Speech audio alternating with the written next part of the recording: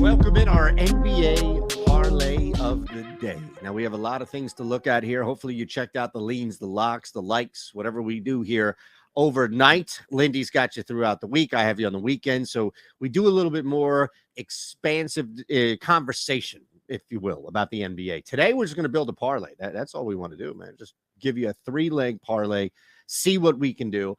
Normally, that's what we do. Then we supersize and all. But I don't know. I was all gassed up from the World Series parlay that we're doing. So I think we're going to do things a little different today. That's all. What do you mean you're going to break up my routine and put back? What's that show that everybody always gets upset about on TBS with, you know, the brainiacs? They're not Third Rock from the Sun, but you know what I'm talking about, where whenever they cancel that, reruns of that show, and play a baseball game, everybody goes nuts. And then you see screen caps of stuff get sent in. It's madness. So no, we're not doing that. We're not changing your routine entirely. We're still going to build a parlay for you. And that's really all that matters. Let's go to this game, the early game, because we have an opportunity to build with two bad teams right now. And the Kings Magic, that's going to be the early one. So sit down, grab some popcorn. You might as well get some action in on this. And what we're going to do here is build a parlay. It's going to be a same game parlay, a same game X parlay on DraftKings, where you can do a same game parlay and then other elements of other games. I do want to start here. Now, I'm not going to touch the side. I'm not going to touch the total, although I do like the Orlando Magic to win this game. So we might as well start there. Now, Wagner and Suggs are going to be a little interesting to kind of get down, nailed down. Let's go Banchero 2 threes. We've seen volume there. We've seen enough, by all means, of him to, at least the volume, I should say, to knock down some shots, by all means. If you wanted to look at anybody else just taking threes here, just knocking down threes, that we have available to us is probably the better thing, right? Like, it's one thing to say, well, yeah, you know, give me, well, Suggs, here's the thing, Suggs at least has the volume. So I'm going to put Suggs in here as well. The Orlando Magic win. They beat the Kings. Love the Banchero volume play for 2+ makes from deep. And if there's another guy, I mean, look, Suggs is averaging 6. We can't play Anthony out, right? So Suggs is averaging 6 attempts per game. There is enough volume for him. If he gets 6 attempts, I feel fine about this bet. If he gets any less than 6 attempts, we made a mistake. And I'll readily admit that we made a mistake. But let's keep that moving here. Jalen Suggs, 2+ threes. That's the first leg of our parlay. The Magic, 2+ makes from Paolo, and then 2+ makes from Jalen. So let's look here. The Celtics Knicks is another game that we should target. And we should build off this leg here. Now, you see, we're going to have a chance to... The Sixers were in a brawl with the Knicks last night. The Celtics, they just kind of held off a little late push by the Chicago Bulls. This is not a road trip for Boston, and it is not a return home type trip for New York. New York's coming back from Philadelphia, taking on the Sixers, and the Boston Celtics are leaving Boston to go to New York. This is not a, oh, man, we just played on the road, we're playing again type thing. No, you don't have to worry about that. Meaning, I think you can start to look at two big things. First, it's the Celtics winning the game in a tight...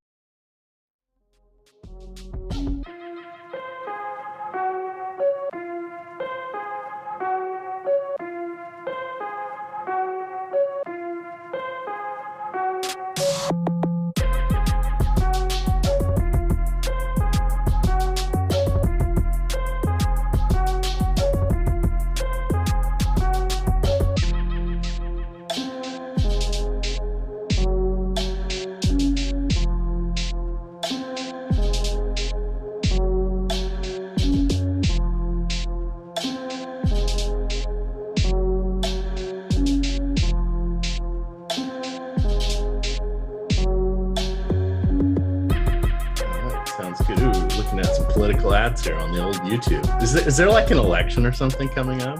I haven't noticed.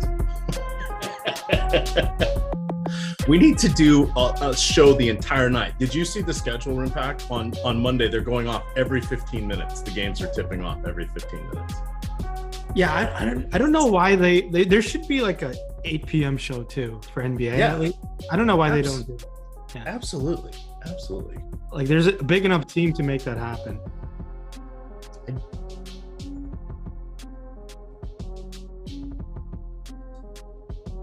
All right, Stokastic, here we go. It's your old pal EMac, joined by the one and only Rayen Patnaik. You know him best as Rinpack, as we get ready to break down the NBA Deeper Dive, an entirely new slate. It's been sort of turned on its head since we covered it this morning. We have a few new injury updates.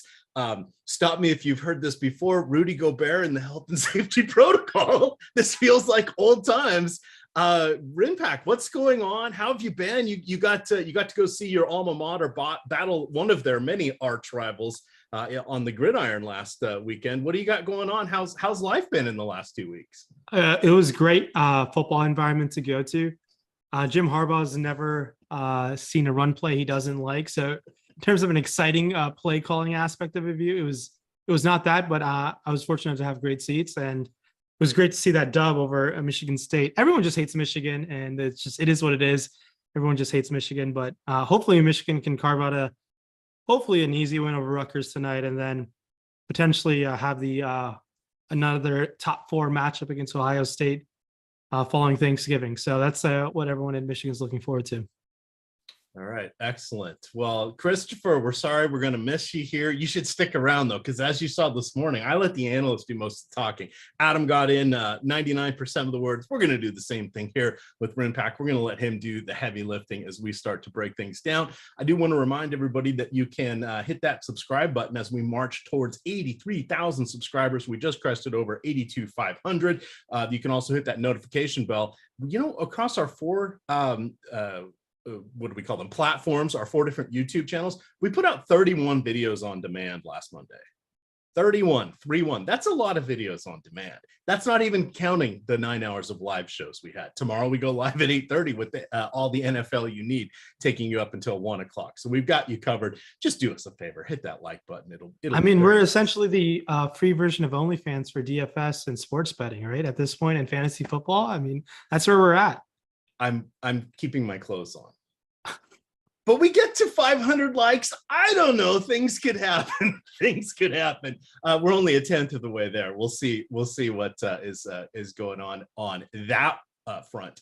All righty. So we've got a 7-game slate here. We have Atlanta, Denver, Houston, and OKC are the only teams that are not on a back-to-back. So we're going to lead things off tonight with Brooklyn at Charlotte. This is a back-to-back for Brooklyn. KD played 33 minutes last night, leading the Nets over the Wizards significantly in his hometown. He came out for about 3.5, 4 minutes there in the fourth quarter. I don't think he would have played that if this wouldn't have been Washington, D.C. They had that game in hand, but I'm not too worried about him. No Ben Simmons tonight, still out with a back injury. Kyrie is being an idiot, so he is out for a few more games. On the other side, we have no LaMelo Ball, and then did we officially get news yet on Martin and Rozier? And I know Hayward's out, but I don't know if we have an update on Martin and Rozier. Let me go look at that. Rozier is still questionable. He's questionable. Yeah, that's different. He hasn't played in 2 weeks, but that is different. Cody Martin is ruled out. Take us through this. Why is Kevin Durant one of the best plays on the slate? The aged one. He's 34 now. Yeah, Kevin Durant is by far the best player on the slate, and because there's no Ben Simmons and there's no Kyrie Irving, and we know both reasons why they're out. We'll not delve too much into what's happening over there in Brooklyn, but it's the KD show. He's running it, and he's going to shoot the ball 30 plus times in this game environment. You got to love Kevin Durant. With Giannis potentially questionable, and it's an in-day downgrade. Kevin Durant has obviously one of the potentials to be highest scoring players on the slate, along with obviously Nikola Jokic is also on the slate. So give me KD. Love KD, spending up for KD across the board. There should be some value to squeak him in there. I know it is a back end of a back-to-back. He didn't need to full-on press yesterday, but shout out to that crossover where he essentially put Dan Gafford in a coffin. Dan Gafford was touching the core of the earth once KD put him on the ground. So I love Kevin Durant, and it's because there's no Simmons and there's no Kyrie. KD's assist rate looks awesome. He had, I think, just shy of 10 assists, triple double watch for KD as well. He just looks great, and he is a priority spend up on the slate, and because he's just going to run the show. Yeah, it's hard to argue with anything. We're seeing him play at the same efficient level that he did last year, which is, always comforting, because as everybody takes, that step trying to stay ahead of Father Time, they don't want to lose out on anything. And it looks like he is efficient enough. It's not going to be anything that we need to worry about. So when he and Kyrie share the court over the last season and change, Durant's averaging 1.27 fantasy points per minute. When he flies solo, he sees about a 10% boost to his fantasy points per minute. I think anything less than 50 fantasy points tonight is going to be a disappointment. His median projections coming in the mid 50s. That feels about appropriate going against a Charlotte team that's lacking somewhat on defense and plays a little loosey goosey. Yeah. And look, I know Charlotte is a pretty, right now on paper, I don't know who their best player is. If Terry Rozier is out, you can pinpoint and tell me if it's Nick Richards. Sure. I don't know, because this Charlotte team without Gordon Hayward is pretty awful. There's obviously no LaMelo Ball. So we're going to be, I know people are worried about a potential blowout, but Kevin Durant is just, without KD, this Brooklyn team is as bad as the Charlotte team. So everyone on Brooklyn is just going to feed KD the ball. It's just, there's going to be so much usage for Kevin Durant where, yes, with the potential blowout, it could certainly happen. It's a 4.5 spread. They're on a back end of back-to-back. I'm just going to hope KD does all the damage leading on the way to the blowouts. Kind of what we saw last night. Brooklyn won by 40 points, and Kevin Durant still got to, I believe, 57 FanDuel points, and that was in he just missed out on another 4-minute rotation in the fourth if that game was close. So he was well on his way to mid-60s and just shy of 70 fantasy points if he plays those full minutes. So there is got to be a ton of reason to love Kevin Durant. And outside of Kevin Durant, I'll have some interest in some other guys sprinkled in. We saw Edmund Sumner start last game. He's not the most exciting fantasy point per minute guy. He's 3,200 on DraftKings. He's only he's priced up to 4,200 on FanDuel. It's a little hard to go there, but we know Joe Harris is starting to play on back end of back-to-backs. I like where you get the 3-point bonus from him in DK as well. I want to shy away from Royce O'Neal. This is not the Royce O'Neal I know of. This has been some elite fantasy production that we've seen from him. Get me off some. I do not want to be on anywhere near Royce O'Neal. And it's been burning me. I just do not want to be playing him at these Hornets trips. I just don't think this is sustainable out of him. 5,500 Royce O'Neal. Has to be one of the most expensive price tags he's ever been. Just period. It's just not something I want to be on top of. I don't want to buy him when he's high. This is what we call the Rolls Royce O'Neal. This is the key version. Here. It looks like you are correct. This is one of his 9th highest fantasy score ever. Doesn't look like I'm just resorting a list here. Doesn't look like any of these are showdown slate contests. So yes, you are correct. This is at one of his apex levels here, but no love for the Rolls Royce. Disappointed. Not really, because we know what we're getting. He can just as easily put up 34 empty minutes as we saw many a night there in Utah, where he was content to take 3 or 4 3-pointers, maybe make one of them and not really get any peripherals.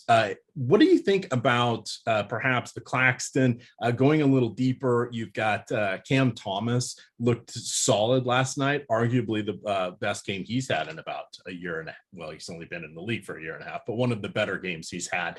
6 for 13 last night, 6 assists, 4 rebounds. Pretty solid night. Another chance for him to maybe get there. He is point guard and shooting guard eligible on DK. That multi-position eligibility helps a little bit. Do you like any of our tertiary options here? Sure. Yeah. Nick Claxton's been very impressive. I know he's kind of got the full on starters minutes. Daron Sharp has kind of been expedited out of the rotation. So Nick Claxton looks awesome. 6K on FanDuel, 6,100 on DK. I really like that FanDuel price tag where you get that block bonus. Nick Claxton has been a very good fantasy point per minute guy this season. I have some interest in him in the Charlotte matchup. And speaking of Cam Thomas, I would have interest in him. Seth Curry is expected to play today. He's also coming back from injury. But don't get it twisted. Cam Thomas is a certified bucket. This guy loves to shoot the ball. I love taking some flyers on Cam Thomas. And part of something I missed out on last night was taking some chances on him. And those are the type of players I like being well ahead of the field on. And I missed out last night, and I was really upset by that because he was awesome. I like taking some chances on him yet again. Yes, we won't get that awesome ownership like we did yesterday. I believe it was sub 1% owned. I think box score watchers and hand builders will fall on some Cam Thomas, kind of hoping to strike twice with him. He's fine to go to.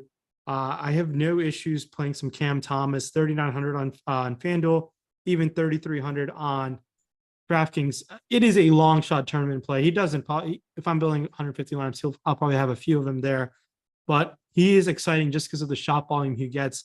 But be aware with the Seth Curry being back, what that rotation, he might lose some minutes there. Edmund Sumner might lose some minutes. It just doesn't really help Brooklyn as much because, yes, there's no Kyrie Irving, but Seth Curry's there to take up some minutes. Yes, he's coming back from injury. It's just a lot of uncertainty, and their minute ceiling might not have been, it's not as high as it could have been as it was last night. All right, let's head over to the Charlotte side. If Terry Rozier comes back, he would be somewhat of an interesting play. Hasn't gone since opening night. The question would be, what's up with his conditioning?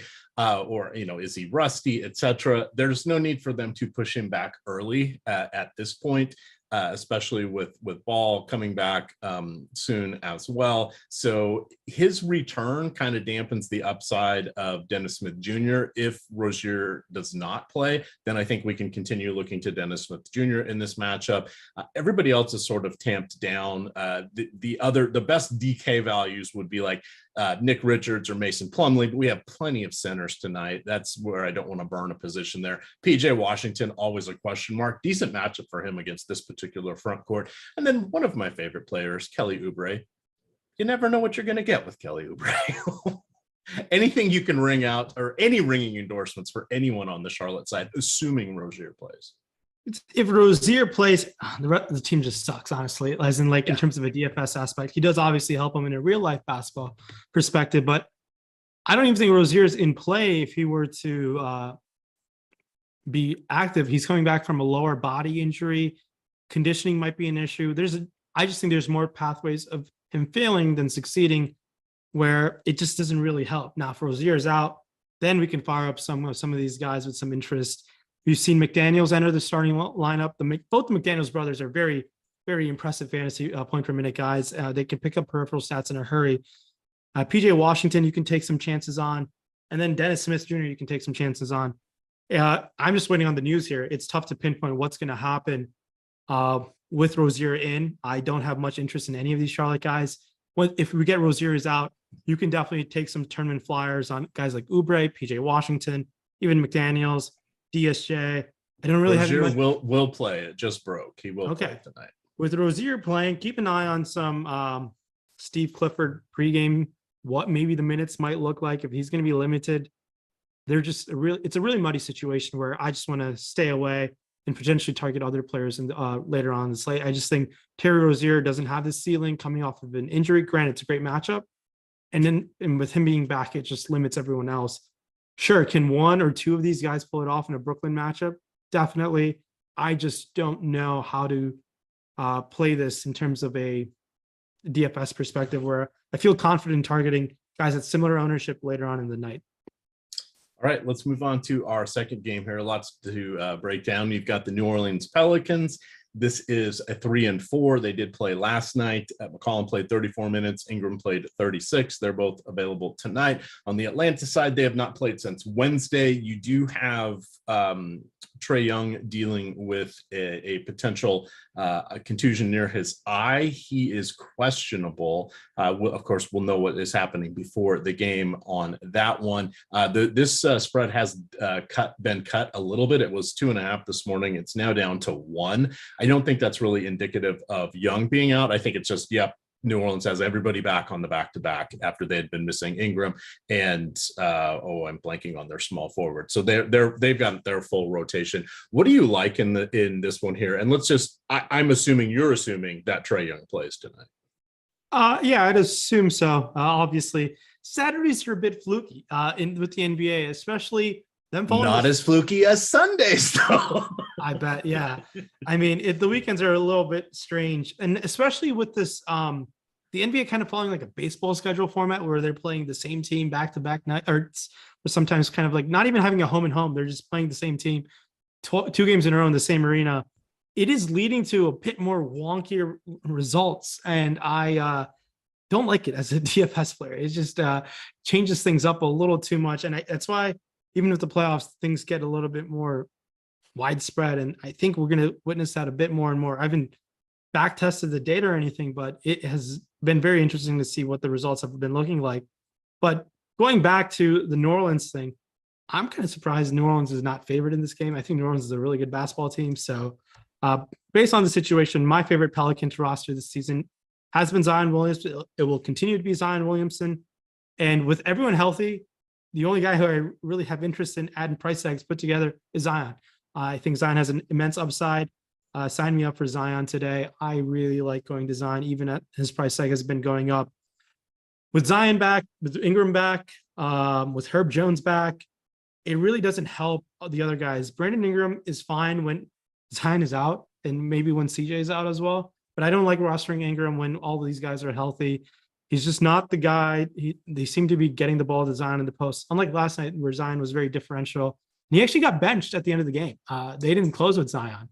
So Adam had a little bit to say on that this morning. He said he wasn't sure if it was a potential hydration issue. He did have something near halftime where he was getting just like drinking fluids, not an IV or anything. And he said he wasn't sure if that could have played a little bit into it. The other thing that he did bring up is Larry Nance has been playing or crowding his way into Zion minutes and Joval minutes, which just, can somebody take the night off, please? We can't. When was the last time we had a fully healthy Pelicans squad?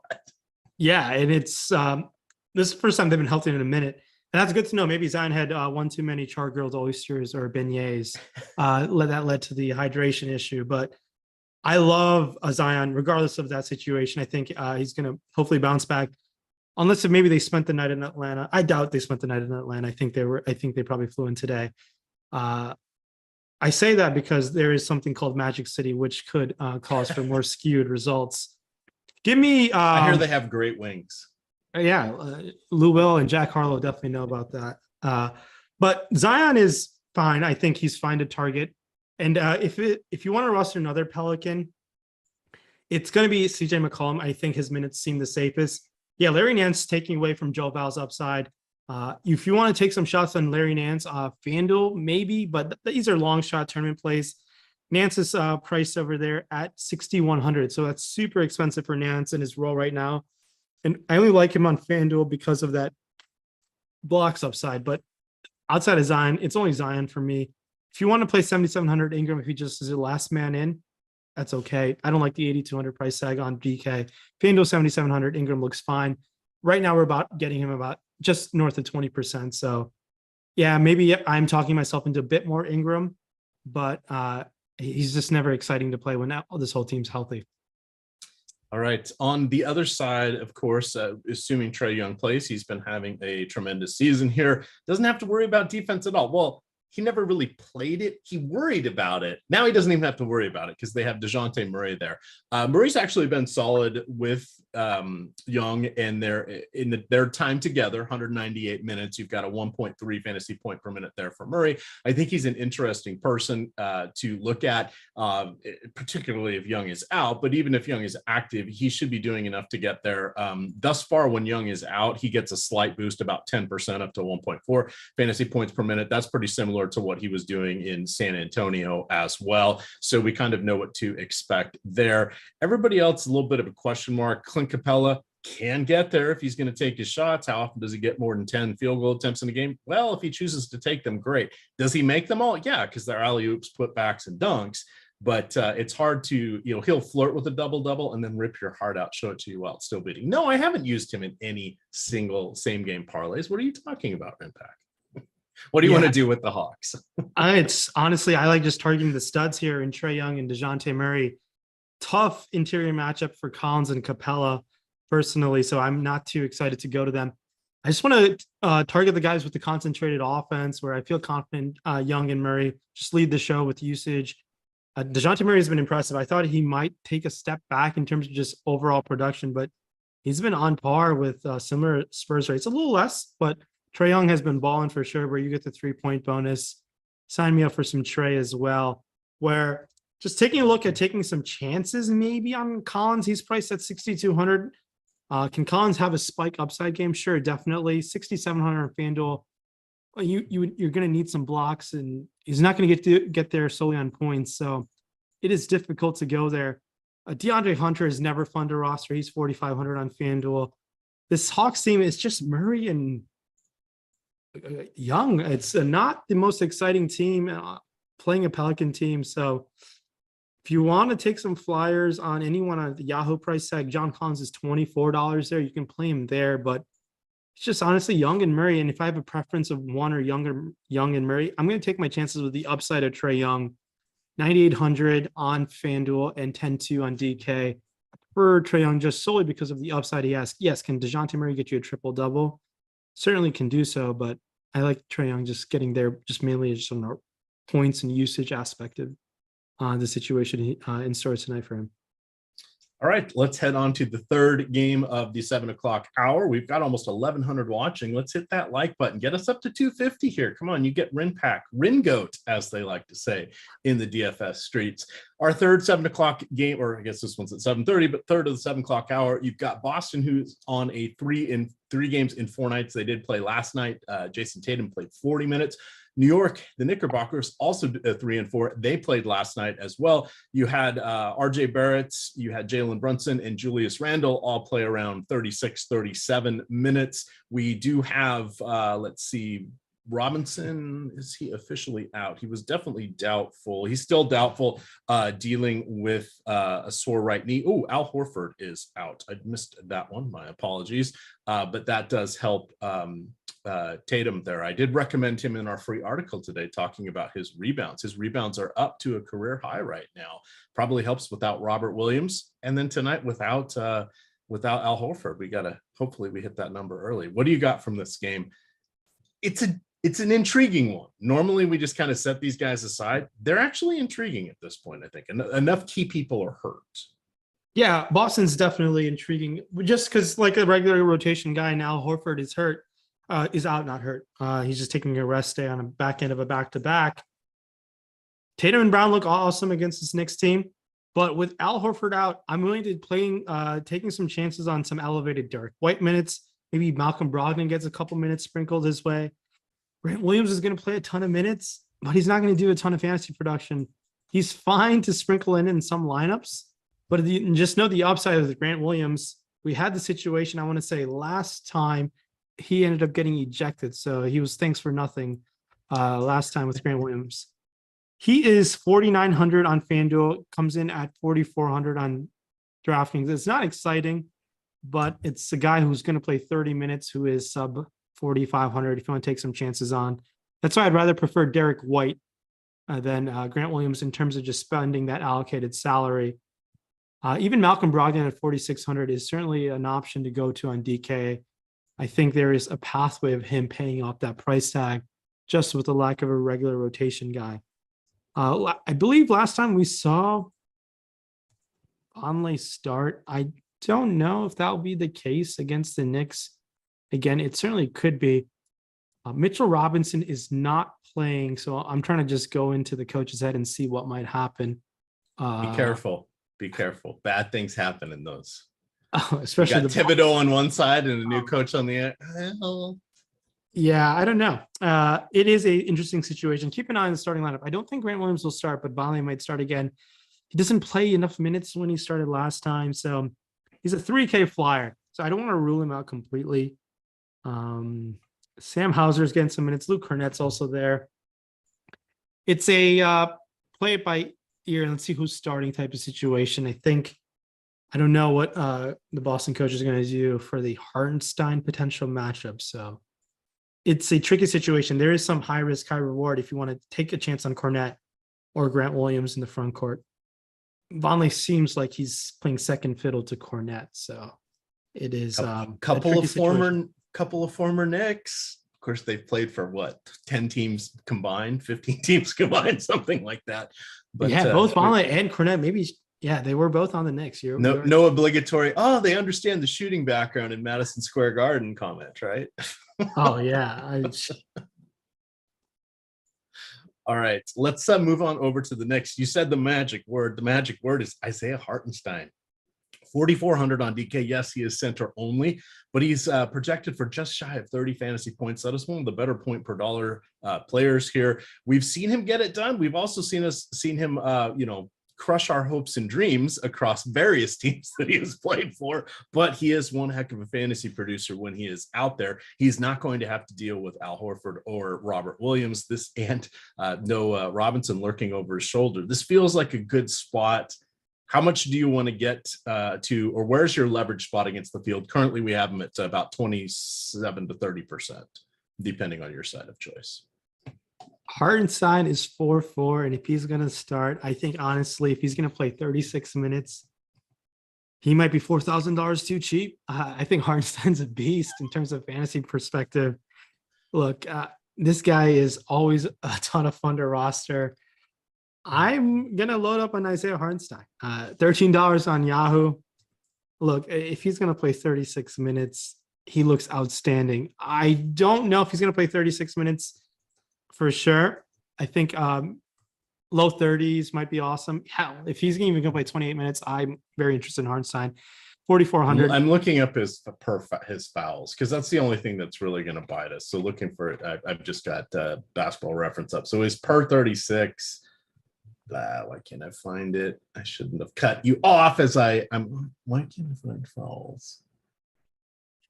Minutes played, field goals. PFs, fouls. There we go. So he's at a career low right now, 3.9 per 36. That's his lowest of his season. His career, he's 6 per 36. So he's tamped down dramatically. But in the 2021 season, he was at 6.7. His rookie year with Houston, those are the times he killed us. He had 9 fouls per 36. So he seems to have gotten that. He's matured a little bit there, Ryan. So, okay, I just wanted to make sure this wasn't a trap. It's always a trap when it's the Knicks, but this feels like they wouldn't pull that football out from us, would they? Not. I sure hope not. Even Hartenstein, 5,100, only power forward only.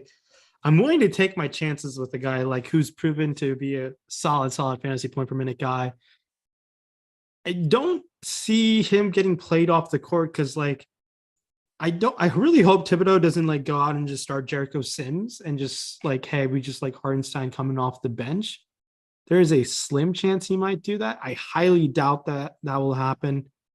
So load up on some Hartenstein, and I'm really interested in Isaiah Hartenstein today. We're getting a lot of Obi Toppin questions. Yeah, 3,500, 4,000. You would really need him to play alongside Hartenstein. I mean, sure, it can happen. He's fine to take some chances on, but I'm not that excited in Obi Toppin to play him tonight. Hartenstein really is the only Nick I have a significant amount of interest in, I'm pretty excited to roster him, and I think the field will be too. Yeah, I saw someone I didn't see it. We got a super chat here from Ryan Nelson. He says, "Go Dogs." Also, any favorite plays on Yahoo? I'm going to have to say that you mentioned Isaiah Hartenstein. He is coming in as the second best option, assuming Justice Winslow plays on the back-to-back at $11. He's coming in as our best cheapie. We'll get to Naz Reid. So centers are going to be abundant tonight.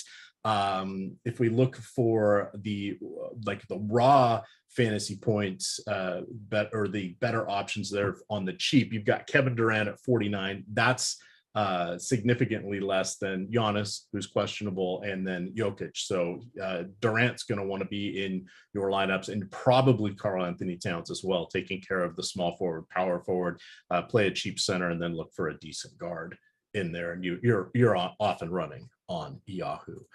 You mentioned nobody really else on this team. If we're good mopping this up, I've got a little business to take care of before we get to our 8:00 games, if that works for you, Ryan.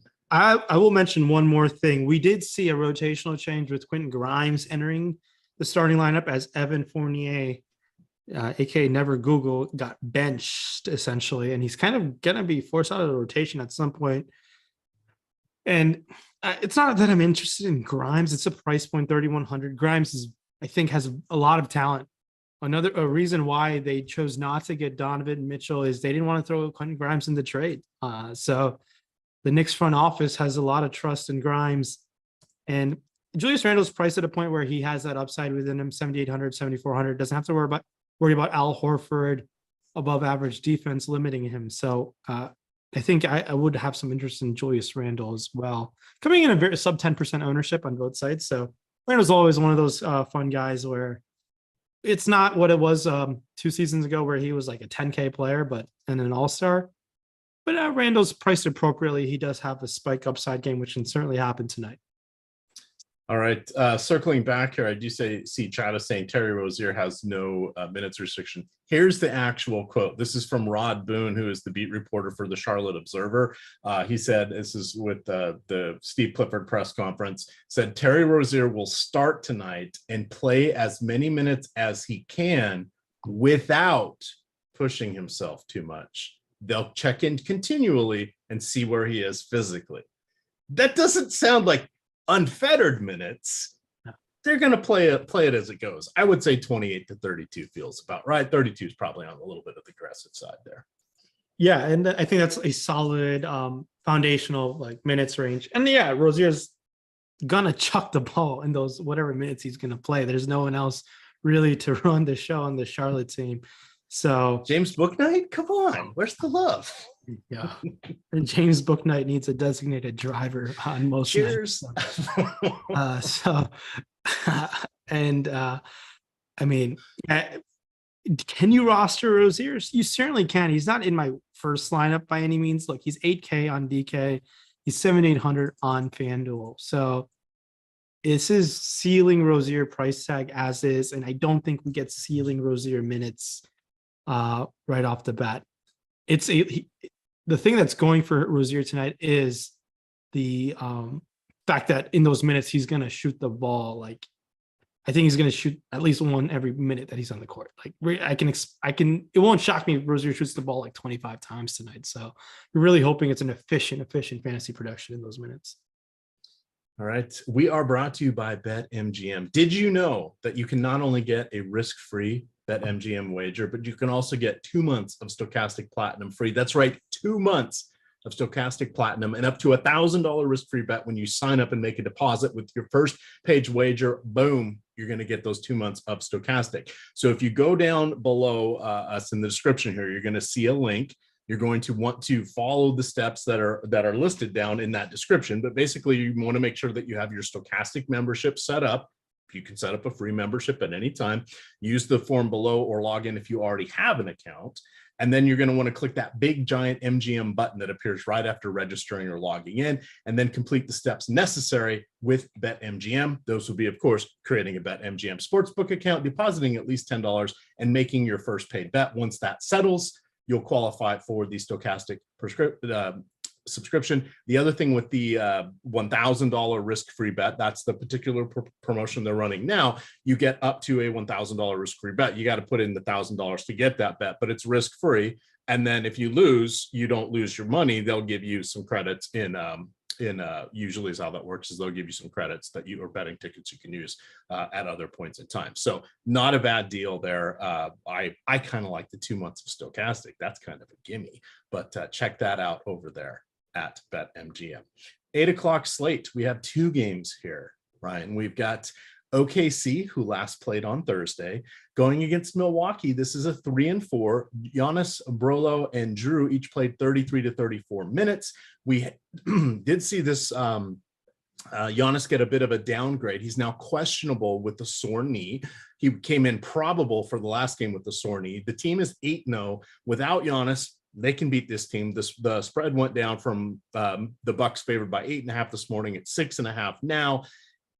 We also have seen Milwaukee sit players in bunches, meaning if Giannis sits, we could see Lopez sit. I think they're going to play Drew no matter what, but we watched Golden State take a loss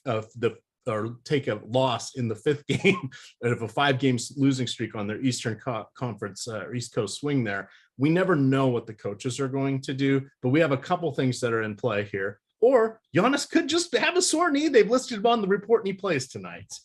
How do you want to approach this one? I'll let you decide the variables as you analyze.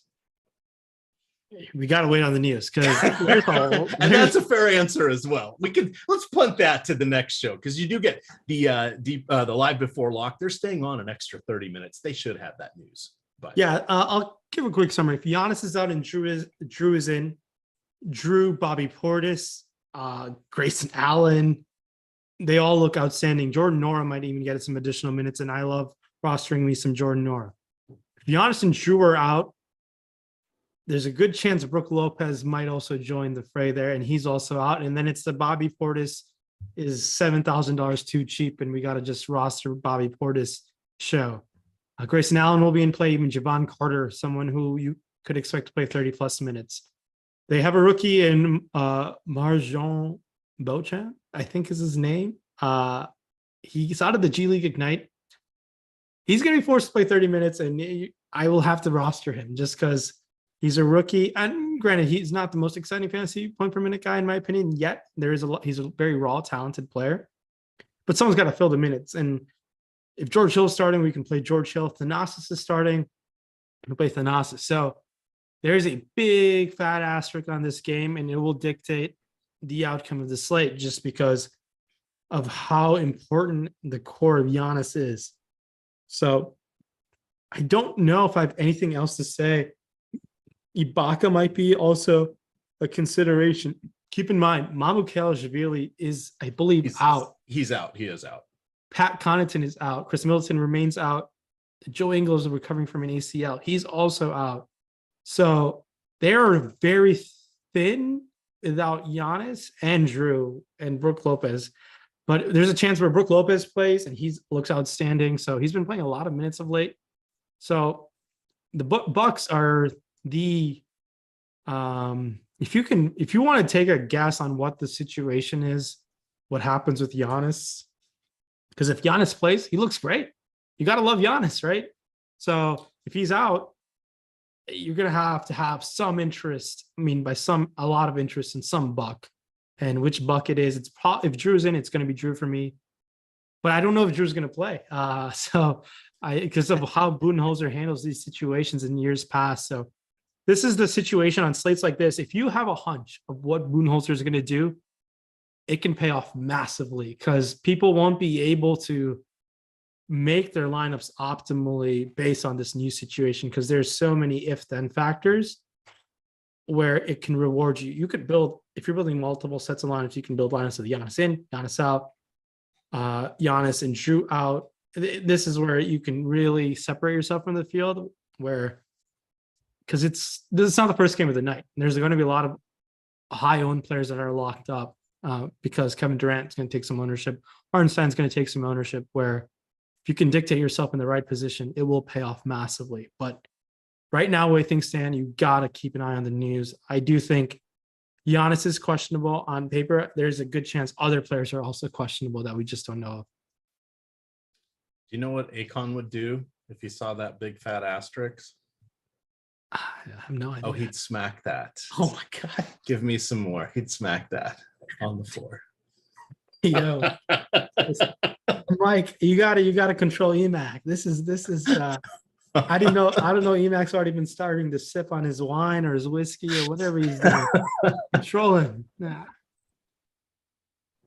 There we go. Put the women and children to bed. We're gonna have some fun tonight. All right.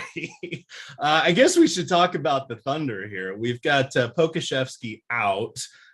We have seen, as Adam mentioned on the earlier strategy show today, we saw that Giddey and SGA were not quite as staggered over the last two games since SGA has returned. That could change at any time. They're going to be kind of our two main options in this one. How do you feel about those guys versus a full strength Bucks team or versus a potentially light Bucks team? Sure. If there's no Giannis, they're just clogging defensively. It helps the other side. Just Giannis is an elite defender.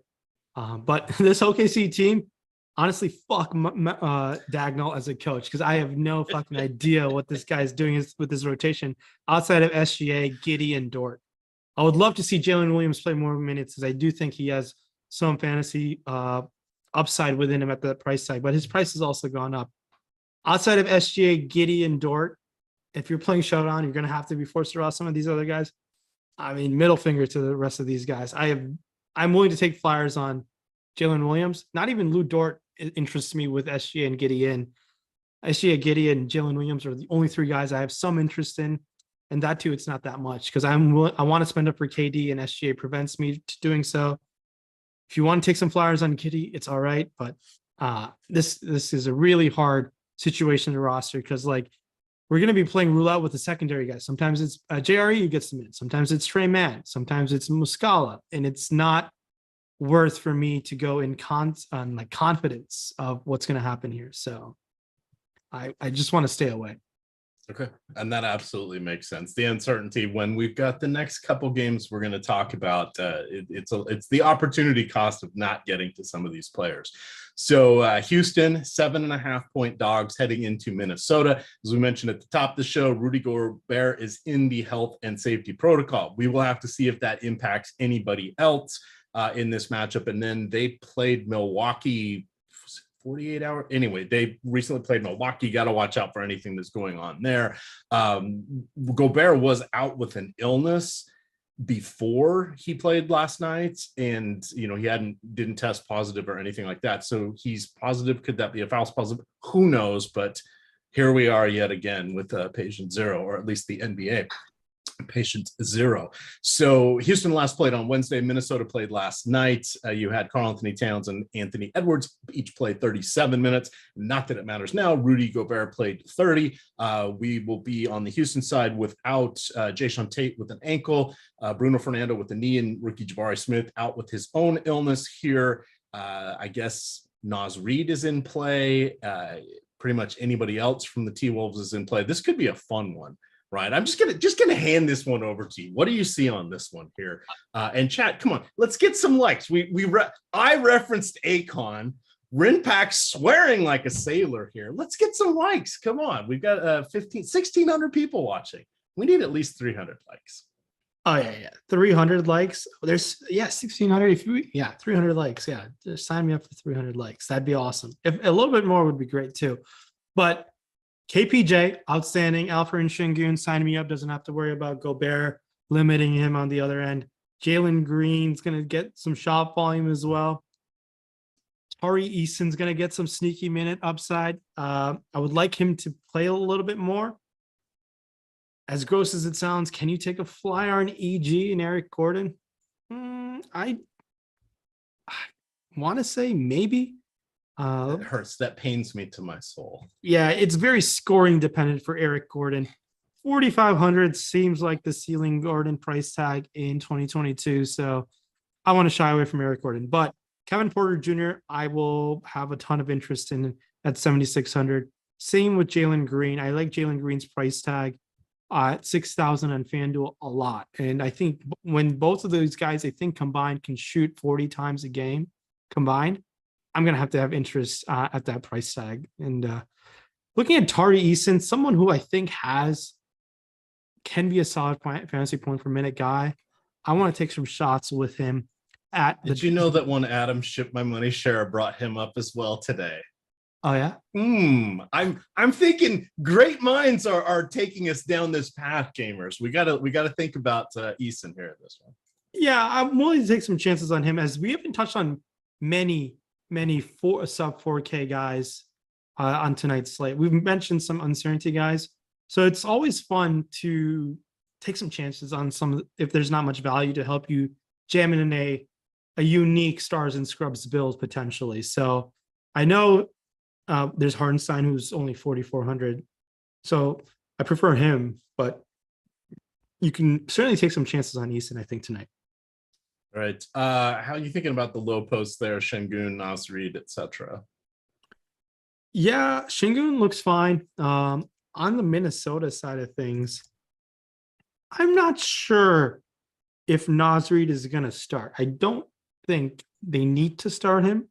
They could. Do you think they go slow-mo, play Kyle Anderson? Yeah, I think it might be slow-mo or nominal Cat back at the 5, slow-mo at the nominal 4, and Ant at the 3, go that route. Yeah, I think so. I think that would make sense. A very familiar starting 5. That's been what Chris Finch did all of last season. So with Gobert out, I mean, I expect Cat to gobble some extra rebounds. Gobert was I think, leading the league in rebounds per game by a wide margin. He had some couple games north of 20 rebounds. That would be my guess. But I got to have interest because it's Houston on the other side. Cat, Edwards, D'Lo not so much, but D'Lo can have a spike game. Don't get me wrong, D'Lo can get hot from the outside.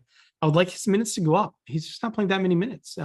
He's not playing those high 30s minutes. It's been low to mid 30s kind of situation. So if slow-mo starts, I might have some interest in slow-mo, but keep an eye on that situation. Okay. Got some news. Trae Young is game time decision, and Quentin Grimes is out. So we might get Fournier back in the starting lineup there in that situation in New York. But I have a lot of interest in the Minnesota sides, especially Cat. I gotta love Cat. I think Cat in this matchup has 60-point upside, and we just haven't seen that this season. And I want to take a chance on Cat when there's a lot of ways for him to be very successful on tonight's slate.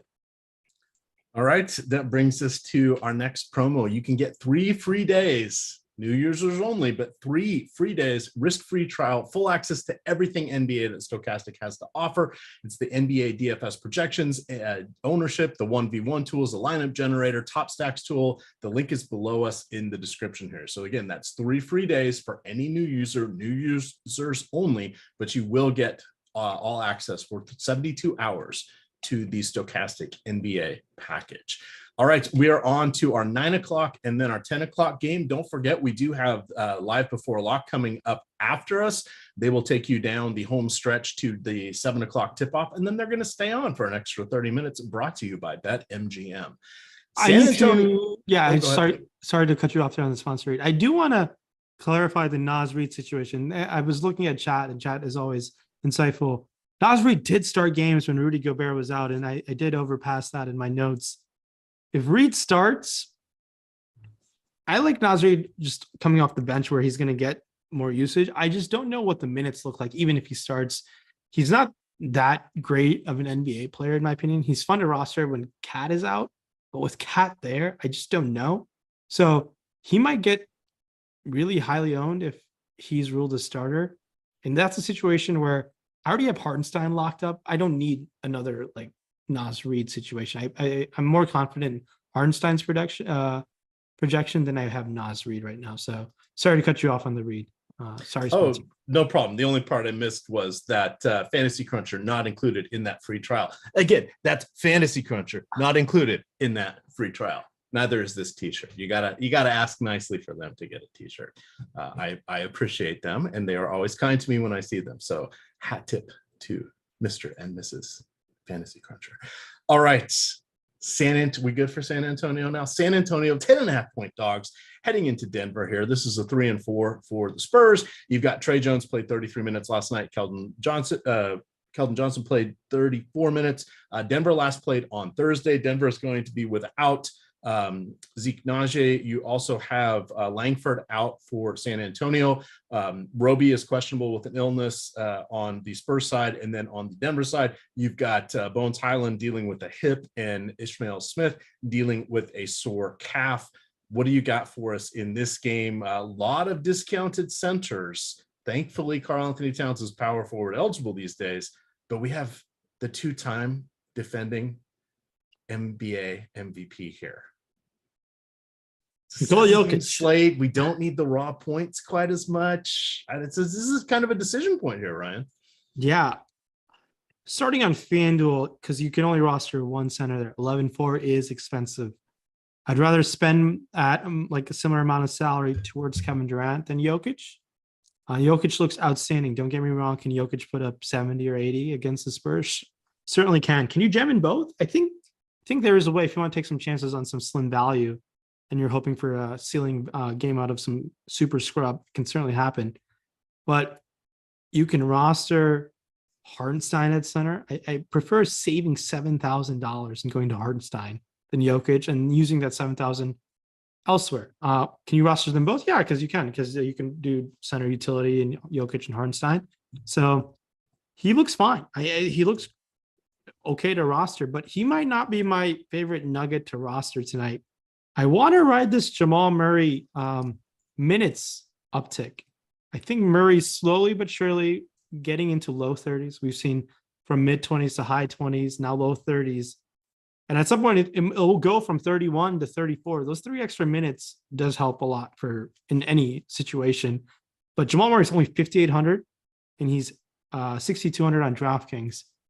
I like Jamal Murray a lot. I want to take some chances on that price tag. And he'll help him a bit more if Bones Highland's out. He might get that extra couple minutes there if Bones is out. So, but keep an eye on that situation. Last game with no Bones Highland, Bruce Brown was very strong, and I think Bruce Brown will continue to be strong if there's no Bones Highland. But against the Spurs team, the Spurs are in a back end of a back-to-back. You can definitely take flyers on Murray. Michael Porter is always has the upside to win you a tournament. He's priced up at 6,600 on DK and 6,800 on FanDuel. It's priced appropriately. If I'm building a bunch of tournament lineups, I'll have a few Michael Porter because FanDuel where you have to roster up to 4 small forward and power forwards, he might just fall in there. But it's not the most exciting Michael Porter Jr. spot, in my opinion. All righty. Anything else you want to wring out of that game, or shall we go to the nightcap? I think Bruce Brown is now priced appropriately at 5,200 and 5,300. He'll have some ownership in terms of just recent performance. I'm willing to shy away at the FanDuel ownership. You can, if he's your last guy in, I wouldn't fault you. I think he's been performing really well. I think towards his ceiling, but we'll see how this ends up going down this if Bones Highland is out. Bones Highland is in. I have no interest in Bruce Brown, but that's really about it. I never have interest in rostering KCP or Aaron Gordon on this team. They've kind of burned me this season as they've both had some very good fantasy games, but I'm willing to continue to stay away from those 2 guys. All right, that takes us to the final game of the night. Portland without Damian Lillard. We had Anthony Simons ruled out for a second straight game with his sore foot. Cam Payne is out with a foot. Cam Johnson out with a knee. This is a 3-4 for Portland. It's back-to-back for Phoenix. These 2 teams played last night in Phoenix. They're reprising this one on a true back-to-back. You've got Jeremy Grant played 39 minutes last night. Hart played 38. Justice Winslow played 32. That means he's running in the red. Do we see him on a back-to-back?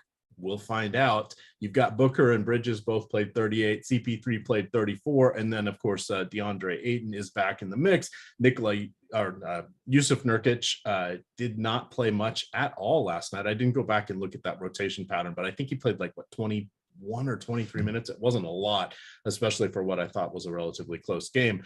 Take us through Portland here now that we know the usual crew is sitting for a second straight night. There's no way they sneak another one by the Suns, is there? Oh no, and that was crazy. I think Jeremy Grant pulled off an amazing game winner at the end. Adam was mad. He said it was traveling because he needed overtime because he needed the points. It cost him some high finish in a tournament. He wouldn't have won, but he was like, "Oh, I was already counting what I needed when they went to overtime." Oh man, yeah, that feeling is the most gut punch feeling because when you're up there, you just want to get it because it's not every night you're up there. It's hard to get to the tippy top. And then trust me, the top matters. The top definitely matters. First place is everything that you shoot for. So looking at this Portland team, Shaedon Sharpe was someone who I was aggressively starting for this Portland team, and I was excited to roster him. He was the number 1 high school recruit before he sat out his 1 year in Kentucky. So, and then he got hurt in the summer league. So he hasn't played much basketball, but the minutes are there for Sharpe.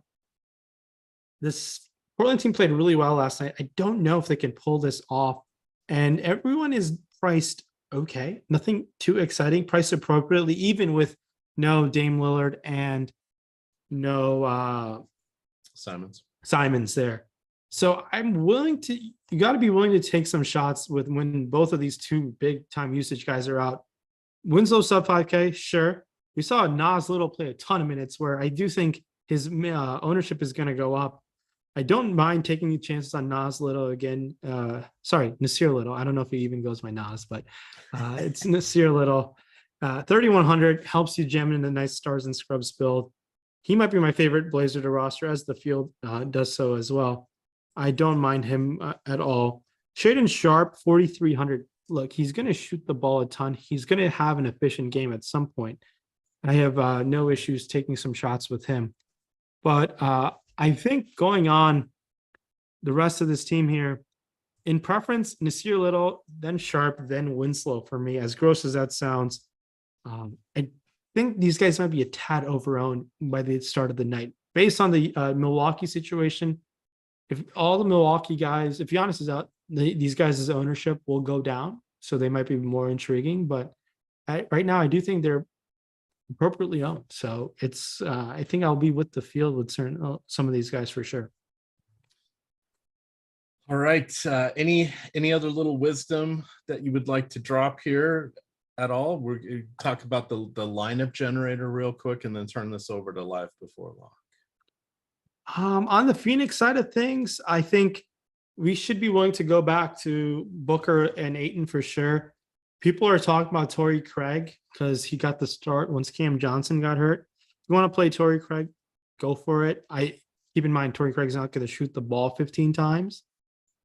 So you can definitely roster Devin Booker at his FanDuel price tag at 8,900. 9,300 is a bit expensive for my liking. DeAndre Ayton looks pretty solid at 6,700. It is a back-to-back coming off of an ankle sprain. Not to say he's going to be limited by any fashion. He was fine last game out. I think you can definitely go back to him, but keep an eye on that situation. Maybe they play a little bit cautious with DeAndre Ayton. It's honestly just Ayton Booker. Chris Paul is okay to roster on FanDuel 7,600. Not too exciting. Being extremely, extremely a facilitator this season, more than usual, not shooting the ball that much. So he needs to really get there with assists and steals for me now. And I think Chris Paul might fall under 7K at some point this season, the way he's been playing. So we'll see how that goes down the stretch. All right, just a real quick, I wanted to go over our new tool. This is the lineup generator. So if we can have producer Mike drop this one onto the screen. This is one of our premium tools. We have it both for NBA and NFL. It's something that everybody's been hard at work behind the scenes on. So let's go ahead and hit that DraftKings main there, and let's do a tournament lineup. Once you go down to this route, you can choose a variety of lineups. If you have a different lean on things, if you want to go chalky, if you want to go balanced, if you want to go contrarian, let's have a little fun. Let's go on the contrarian side. So what this does is it's taken somewhere around 10,000 different simulations that has done the entire slate. And by going with a contrarian lineup, what this is saying is you're willing to go low on the ownership side and forego a little bit of the projection. Now, remember, these are median projections, so we have a various range of outcomes here. But if you are unique, as you get up to the top, that's where you get the big bucks. And that's what Rayen was talking about there by really needing to shoot your way up there to first. You can see in a lot of lineups today, we're going to see Edmund Summer in a bunch. We're going to see Naz Reid, etc. But the nice thing about this is you can click through different iterations. You can save these lineups and then export them out for yourself. They're also working on some features where you can say, here's some core players I would like to put in these, or you can kind of select a player or two that you give a little boost to, or you can lock into a lineup. Now, this is different than an optimizer, but what this is doing is it's putting all of those things together for those of you that don't have a lot of time to fiddle around with the various settings for the optimizers. This does the heavy lifting for you. And it's kind of fun to play around with. The other thing that this is good for is it's also a nice learning tool. So you can say, hey, what does a contrarian lineup look like? What does a chalky lineup look like? What is my ownership sum or product as you're looking at these? And that's how you become a better and better tournament player. So it's a lot of fun here just to kind of see the different things, because you can start to see patterns of people popping up. You're like, wow, that person would never be on my radar. And I know they're only going to be 20% owned in the field, but they've come up on the last 7 lineups I've clicked. Perhaps this is the God speaking to me and saying, hey, you might want to play this guy here in some of your lineups. So this is something that's pretty fun. It's relatively new, but we do have it for FanDuel, DK, and Yahoo. and we'll be branching out into some of the other game formats, etc., with some more bells and whistles. But shout out to the dev team behind the scenes working hard at this. We do appreciate that. Final thoughts before we hand the baton over to Greg and Matt. Rayen. Yeah, I want to wrap up on the Spurs. We glanced over them a little bit, but all of these guys are priced appropriately tonight. The highest ceiling might be at price tag, probably Jakob Poeltl. He's going to be needed to play a ton of minutes, but everyone else seems fine. Devin Vassell is going to shoot a ton. Keldon Johnson, he's priced appropriately, 7,400, 7,500. He's priced appropriately. So no one really excites me on the Spurs side of things, but just wanted to touch on them before we wrap up tonight. All right. And I do see Brandon Wagner. He's asking, does the lineup generator spit out the same lineups to everyone, or is it just random? So I haven't talked with the developers recently, but it's something along the lines of this. When we talked to them this summer, it's created like 25,000. It's simulated this whole slate like 10 or 15,000 times. It creates like 20,000 different lineups. And then based upon what you're checking or what you're selecting, it then kind of randomizes a little bit. So it's not always going to give you the same one. Like if you and your friend sat there at the same time and said, we're going DK and we're going chalky, you're not going to get the same lineup. You may have to click through it 1,000 times before you each duplicated one of the 1,000 lineups you've already seen. So it's set up that way. So it's not meant to create overlap, because sort of defeats the purpose there. If we said, oh, here's the best 20, what it's just doing is tweaking slightly with those ownerships. And you remember, when you get down to those 5 to 7% owned players, there's tons of them. Their range of outcomes isn't that far, but their spikes can really get you there, right? And that's where you'll find a lot of the differentiation. Rinpack, you may know a little more about this than I do, but it's something along, yes, they've thought of that is a better way of saying it. But no, there is a lot of complex things that are happening behind the scenes there, where I only know the surface level of it. I mean, just take it's like a great foundational base to look at, and it will elevate your playing experience for sure. Like you can customize to your needs, your risk tolerance, what you are feeling.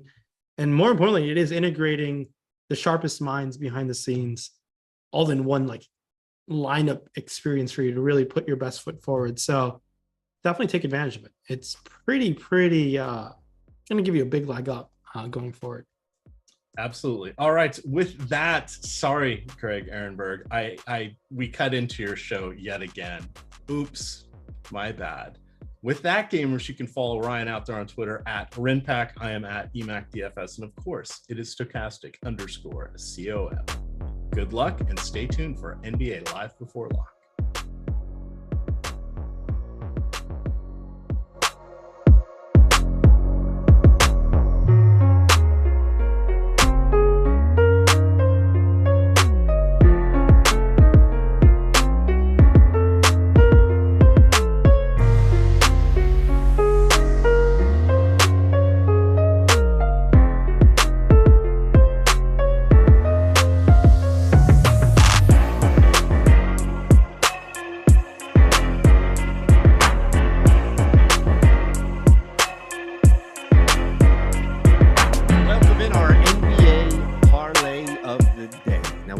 Things to look at here. Hopefully you checked out the leans, the locks, the likes, whatever we do here overnight. Lindy's got you throughout the week. I have you on the weekend. So we do a little bit more expansive conversation, if you will, about the NBA. Today, we're just going to build a parlay. That's all we want to do, man. Just give you a 3-leg parlay, see what we can do.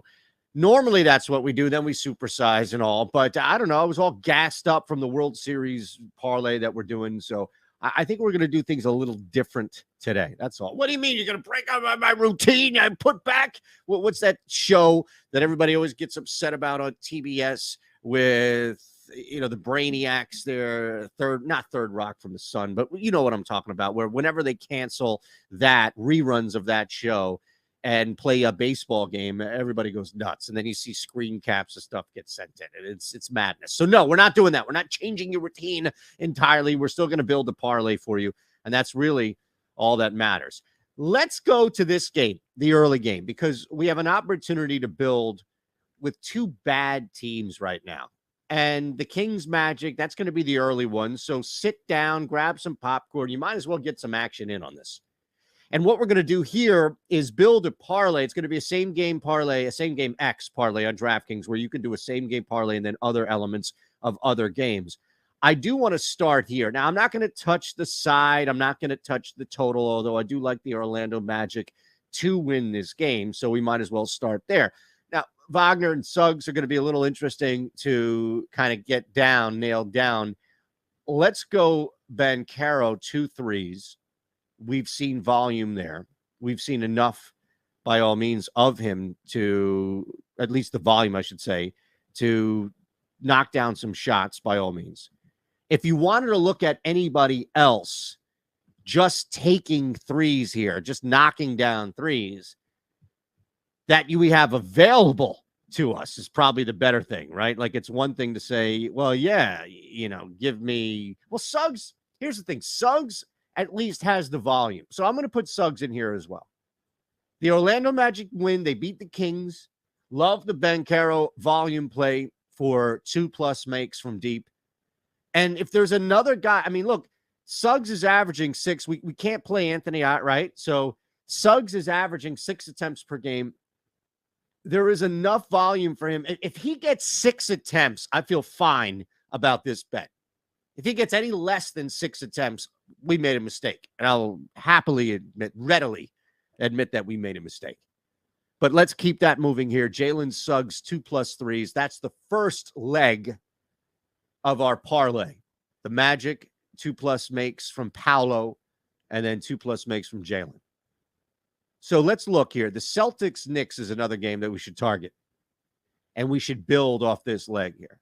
Now, you see, we're going to have a chance to... The Sixers were in a brawl with the Knicks last night. The Celtics, they just kind of held off a little late push by the Chicago Bulls. This is not a road trip for Boston, and it is not a return home type trip for New York. New York's coming back from Philadelphia, taking on the Sixers, and the Boston Celtics are leaving Boston to go to New York. This is not a, oh man, we just played on the road, we're playing again type thing. No, you don't have to worry about that. Meaning, I think you can start to look at two big things. First, it's the Celtics winning the game.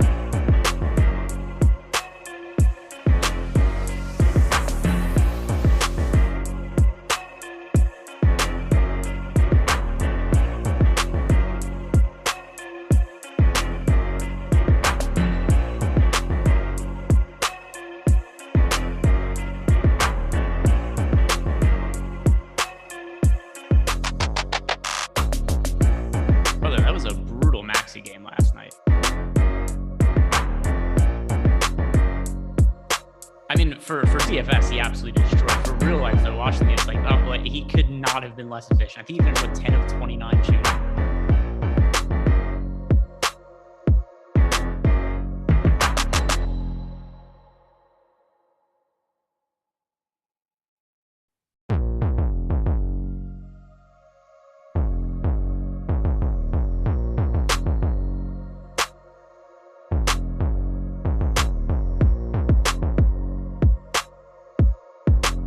What is going on, everybody? It is time for another Stokastic NBA Live Before Lock show Saturday night, which means I'm joined by my good friend, Matt LaMarca. We've got Mike producing behind the scenes. As you guys come in, do us a big favor, like the video and subscribe to the YouTube channel. We are sponsored by BetMGM today.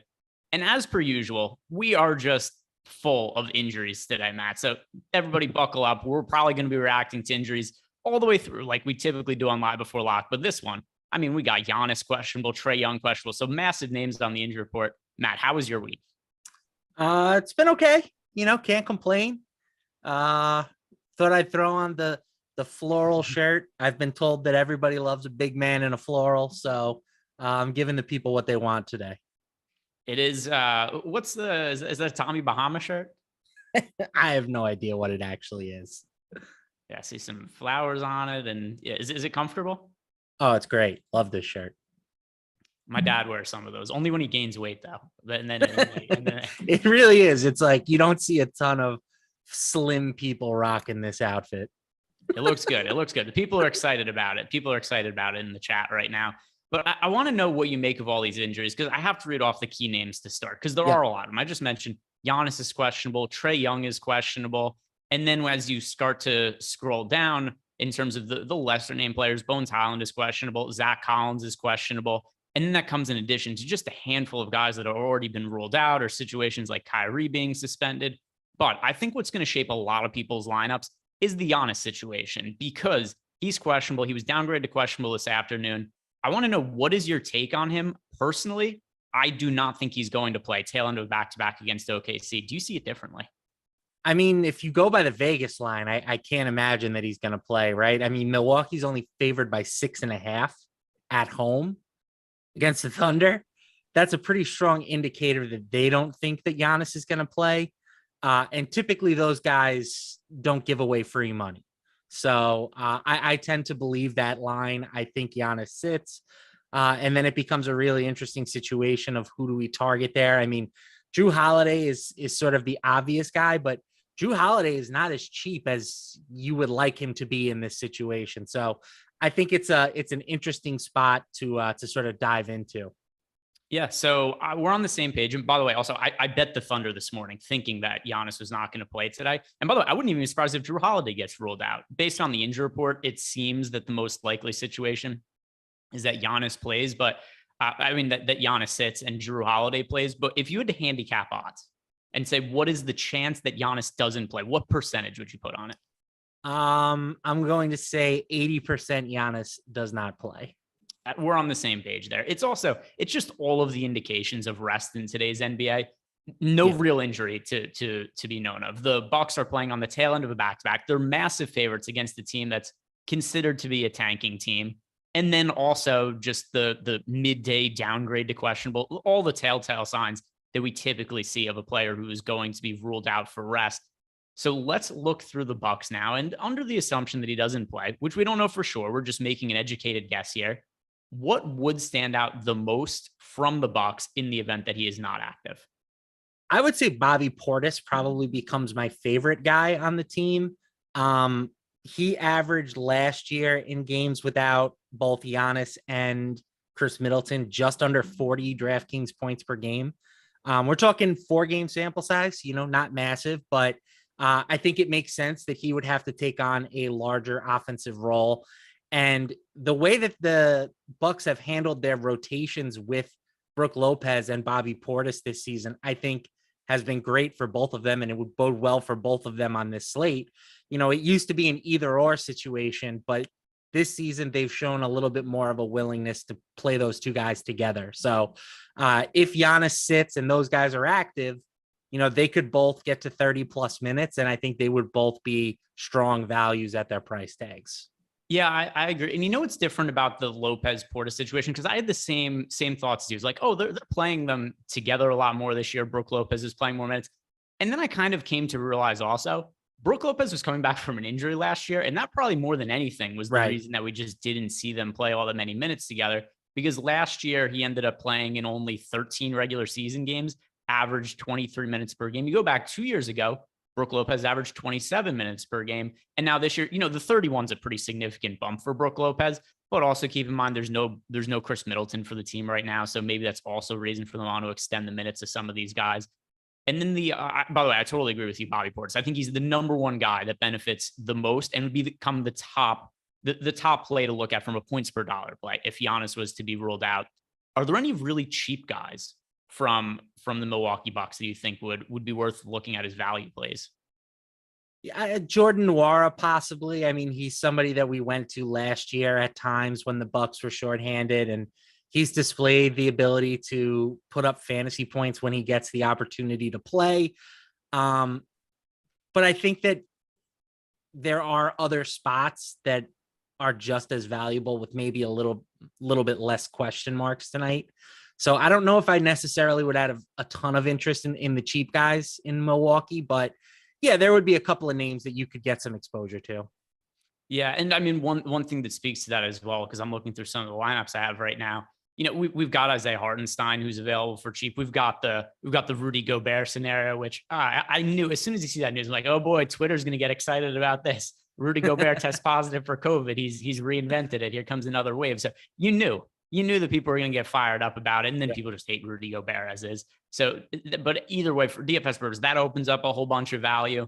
So it is a slate where we have a lot of cheap guys to play. So it is something where I don't think that we're going to be forced necessarily to play like a Javon Carter or anything like that from Milwaukee, other guys to get to. The other situation that's going to be pretty key right now, and I feel the complete opposite about Giannis Antetokounmpo that I do compared to Trae Young. Trae Young is also listed as questionable, but I feel fairly good that he's going to play. He's dealing with an eye injury. Do you have the same read as me on Trae Young? Yeah, you never know in today's NBA, right? I mean, I feel like anytime a guy is on the borderline, they're going to lean towards sitting in the modern game. But I feel obviously much better about his chances of being in the lineup. And that would kind of suck for DFS purposes, because I'm not really interested in playing Trae Young at 10,200 on DraftKings, but I would be interested in playing some of the guys on the Hawks if he was ruled out. Yeah, I mean, for sure. And one thing that I think for me, at least, has been really tricky this year, I don't know where you've come down on this. I'm still not exactly sure of what to make of the Trae Young, DeJounte Murray combination from real life. I like it. I think it's actually been a much better fit than I ever could have imagined. For DFS purposes, though, I'm still not exactly sure where these guys end up falling production-wise. It seems to me like DeJounte Murray's taking the bigger haircut in production than Trae Young. I know Murray went insane last game, but that's because Trae Young got hurt. Before then, we had seen a dip in assist rate for DeJounte Murray, a pretty big dip in usage rate from last year. But Trae Young's numbers have remained a little bit more constant, especially some of those assist numbers. So if we were to get the situation where Trae Young is out, once again, you and I were speculating, we think Trae Young is more likely to play than not. What would that mean for DeJounte Murray? And then we'll talk about some of the other players on the Hawks. Yeah, I think DeJounte would be in play for me. 9,600, I do think is expensive for where his price tag should be at the moment, right? Like I would have him probably more in the 8K type range on a normal slate, but with Trae off the court, the assist rate's going to go up. The usage rate is going to go way up. He's gotten to 33.3% usage rate, 42.6% assist rate with Trae off the floor this season. So yeah, he would become valuable. And I would really like DeAndre Hunter at 4,700. He becomes probably the best per dollar play on the team, in my opinion. If you look at that last game, he kind of had to step into a primary scoring role for this team in the second half. He had 12 field goal attempts in the second half, 21 for the game. I don't think that's necessarily sustainable, but I do think expecting him to be one of the biggest beneficiaries from a usage perspective makes sense. And it's official. Giannis will not play today. So let's see what the starting lineup looks like. The thing that's convenient about it is we just kind of broke down that we didn't think Giannis is going to play. So we were ahead of the curve here. Literally, 45 seconds after we stopped talking about the scenario, he gets ruled out. Yeah, I think DeAndre Hunter would be somebody who stands to benefit. Once again, though, I do expect Trae Young to play. And a good point also being made in the YouTube chat from Jeremy Savage. He said, Trae finished that game. I don't see him sitting. Yeah, he missed a big portion of the game, but came back to close out the end of the fourth quarter. Now, oftentimes players will get hurt and they'll be able to finish the game, whether it's based on adrenaline or whatever. And the next day things will be sore. They'll be more swollen or whatever. But I tend to agree that. Yeah. An eye injury doesn't seem like that type of thing. Yeah, it's probably just a precautionary thing more than anything, because you get the teams where if they don't have the injury reports exactly correct, or if a player isn't dealing with an injury or gets ruled out or whatever, then you get to these scenarios where teams start to get fined. Did you see what the idiot who coaches OKC, what he said the other day about his injury reports after they got fined? No, I missed it. He thinks it's because he's too honest on the injury report. He's like, well, now I can't. He's like, I can't disclose the information anymore because they'll use it against me. That's what he said. He said they'll use it against him. So but OKC is going to be a total disaster this year because he also put out fake starting lineups in the preseason to gain a competitive advantage. This guy's a moron. It's going to be. I love it. I've always said I don't understand why baseball teams don't do that. Well, for baseball, there would be an actual advantage. It's against the rules also, but there would be a real advantage in baseball to doing it.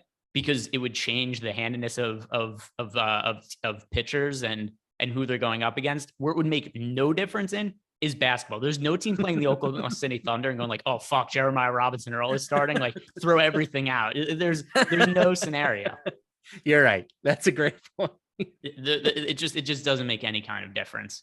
We've got a super chat here from Jorge, our guy Jorge Jacomi, and he is, and by the way, if you guys, just to reiterate, Giannis has officially been ruled out. We talked about that before. We should have the starting lineup in short order for the Milwaukee Bucks. And also when we get ownership updates, some player projections. I'll go over that in a second too when it comes to Giannis. Drew Holiday for sure is going to see a usage bump, but he's kind of priced up already on FanDuel and DraftKings. So he's in play, but it's not like a smash in terms of other spots where Drew Holiday's been 6,800 or 7,000 without Giannis. He's in play, but he's not necessarily the highest of priorities for me. Bobby Portis, on the other end, does become a really high priority. And then some other guys too. When I rerun my lineups, I'll see what ends up standing out to me. Jorge wants to know, process question for 150 lineups. Do I create groups or just play around with the exposures and thumbs up on Fantasy Cruncher? I don't make very many groups for basketball. I don't find it to be all that necessary. There aren't players that really correlate. One thing I will do, if I'm making lineups and it ends up that there's one team, let's say that's a massive value spot, which for today, there are value spots, but it's not to the extent where, like the Warriors the other day, right, everybody's out for the team. I don't want to build lineups that are just built on optimal projections where I'm getting to 5 or 6 Warriors. So I won't make groups, but I will set a rule in Fantasy Cruncher to limit the amount of players in each lineup from individual teams, just so I don't get those lineups with 5, 6 players from the same team. We just got a question in the Discord channel. By the way, if you guys have any questions for me in Discord, at me and I could answer some of those. One of the perks of having a membership over at Stokastic.com. And if you guys want access to all the stuff we have, player projections, ownership projections, you could sign up right now and get a 3-day free trial, get access to all the stuff that we typically have behind the paywall, and see if it is for you or not. The question we have here from Gator Nation is, hey guys, big question for the NBA slate for FanDuel. Who is your most owned player and favorite tournament play? Also top contrarian play, also fade of the day. All right, so I'll pull up FanDuel. Now, I have not rerun my lineups since the Giannis news because it just happened. And even though I was assuming he was out, I didn't build all my lineups just giving a big bump to guys like Bobby Portis or Drew Holiday or anything. But he wants to know who is most owned player. I assume that is going to be Kevin Durant.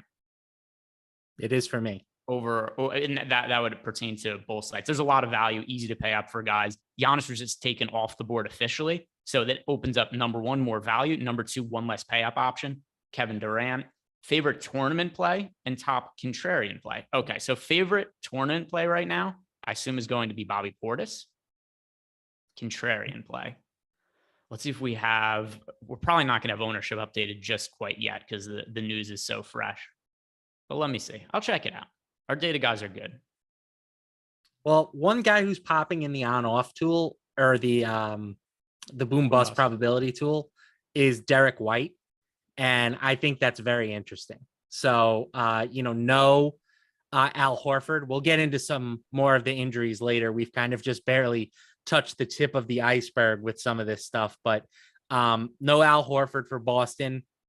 And Derek White is somebody who has started frequently when Al Horford has been out in the past. So I think if you give him a nice bump in minutes, he's still really affordable across the industry. I mean, he's 4,500 on DraftKings. He's not a smash guy from a per minute standpoint, but he's not bad either. 0.78 DraftKings points per minute. He could definitely see a few extra minutes today. So I like that as a tournament play. Yeah, I think that makes a whole lot of sense, especially because Malcolm Brogdon is somebody else who, well, more so on DraftKings than FanDuel, but still over on DK, there is Malcolm Brogdon is going to be fairly popular. It serves as a good pivot if you go to Derek White, because we don't know exactly how those minutes are going to be allocated. We just got the, not the starting lineup, but news on a potential starting lineup for the Minnesota Timberwolves. Without Rudy Gobert, either Naz Reid or Taurean Prince will start in place of Rudy Gobert. What do you make of that? Could be Naz Reid, could be Taurean Prince, at least as of right now. Our ownership projections have Naz Reid as being far more popular. Naz Reid projected for 21% ownership. Taurean Prince projected for only 1% ownership. That is for DraftKings. Over on FanDuel, Naz Reid projected for 6% ownership, and Taurean Prince projected also for just 1% ownership. With the starting lineup not set and up in the air. By the way, another coach looking for a dumb competitive advantage. Nobody gives a shit whether it's Naz Reid or Taurean Prince starting. How would you feel about the different potential iterations of the Minnesota lineup, whether it's Naz Reid or Taurean Prince? Yeah, I mean, if Naz Reid gets a start, I think it's wheels up for him. I mean, he is so good on a per minute basis. Any sort of scenario where you think he can get into like the mid 20s minutes wise, I think he is just a pure smash at 3,600. So if he starts, he's a candidate for, very heavy ownership. The Taurean Prince thing does kind of surprise me. I kind of thought it was going to be either Naz Reid or Kyle Anderson getting the start.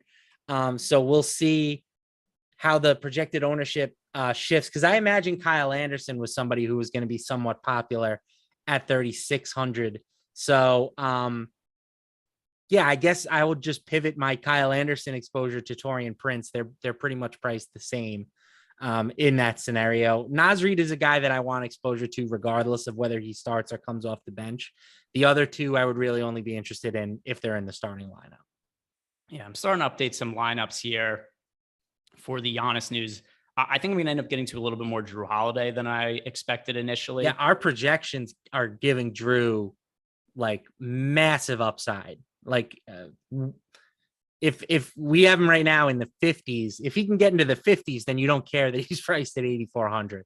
I think that might be a smidge high still, in my opinion. I probably have him closer to, 48 when all is said and done. But if our projections are going to be this bullish, then yeah, it makes sense to get more of him in. Yeah, I'm looking through our Discord to see if anybody has any questions in there. I know we've got some more super chats as well. I was trying to update lineup so I could tell you guys where I'm standing on everything. But yeah, I'm gonna end up getting to a bunch of some of these guys. Grayson Allen a little bit on the low end, but some of these other guys, I'm finding it hard to find a priority. If I have to go cheap, it's Grayson Allen, but Marjon Beauchamp, no. Javon Carter, no. Jordan Nwora, serviceable, but still also probably not going to be somebody I really get to. So for me, Drew Holiday as a pay-up option, good player to go to, certainly for cash games if we're going to project them that highly. Bobby Portis, easiest play on the entire team. Brook Lopez and Grayson Allen to a lesser extent. Anything else you feel differently about the Bucks now that we have some data updated? Yeah, I think I like Brook Lopez a little bit more than you do. The problem is just that he's only center eligible, which we've talked about a lot this season, just not having that dual eligibility. Center, as usual, just such a loaded position. It's kind of hard to say Brook Lopez is like a priority now, but I do think that using him along with, Isaiah Hartenstein is totally acceptable. And then, Portis, just because he has that extra power forward eligibility, I do think he's a little bit better, but I like both of the big men.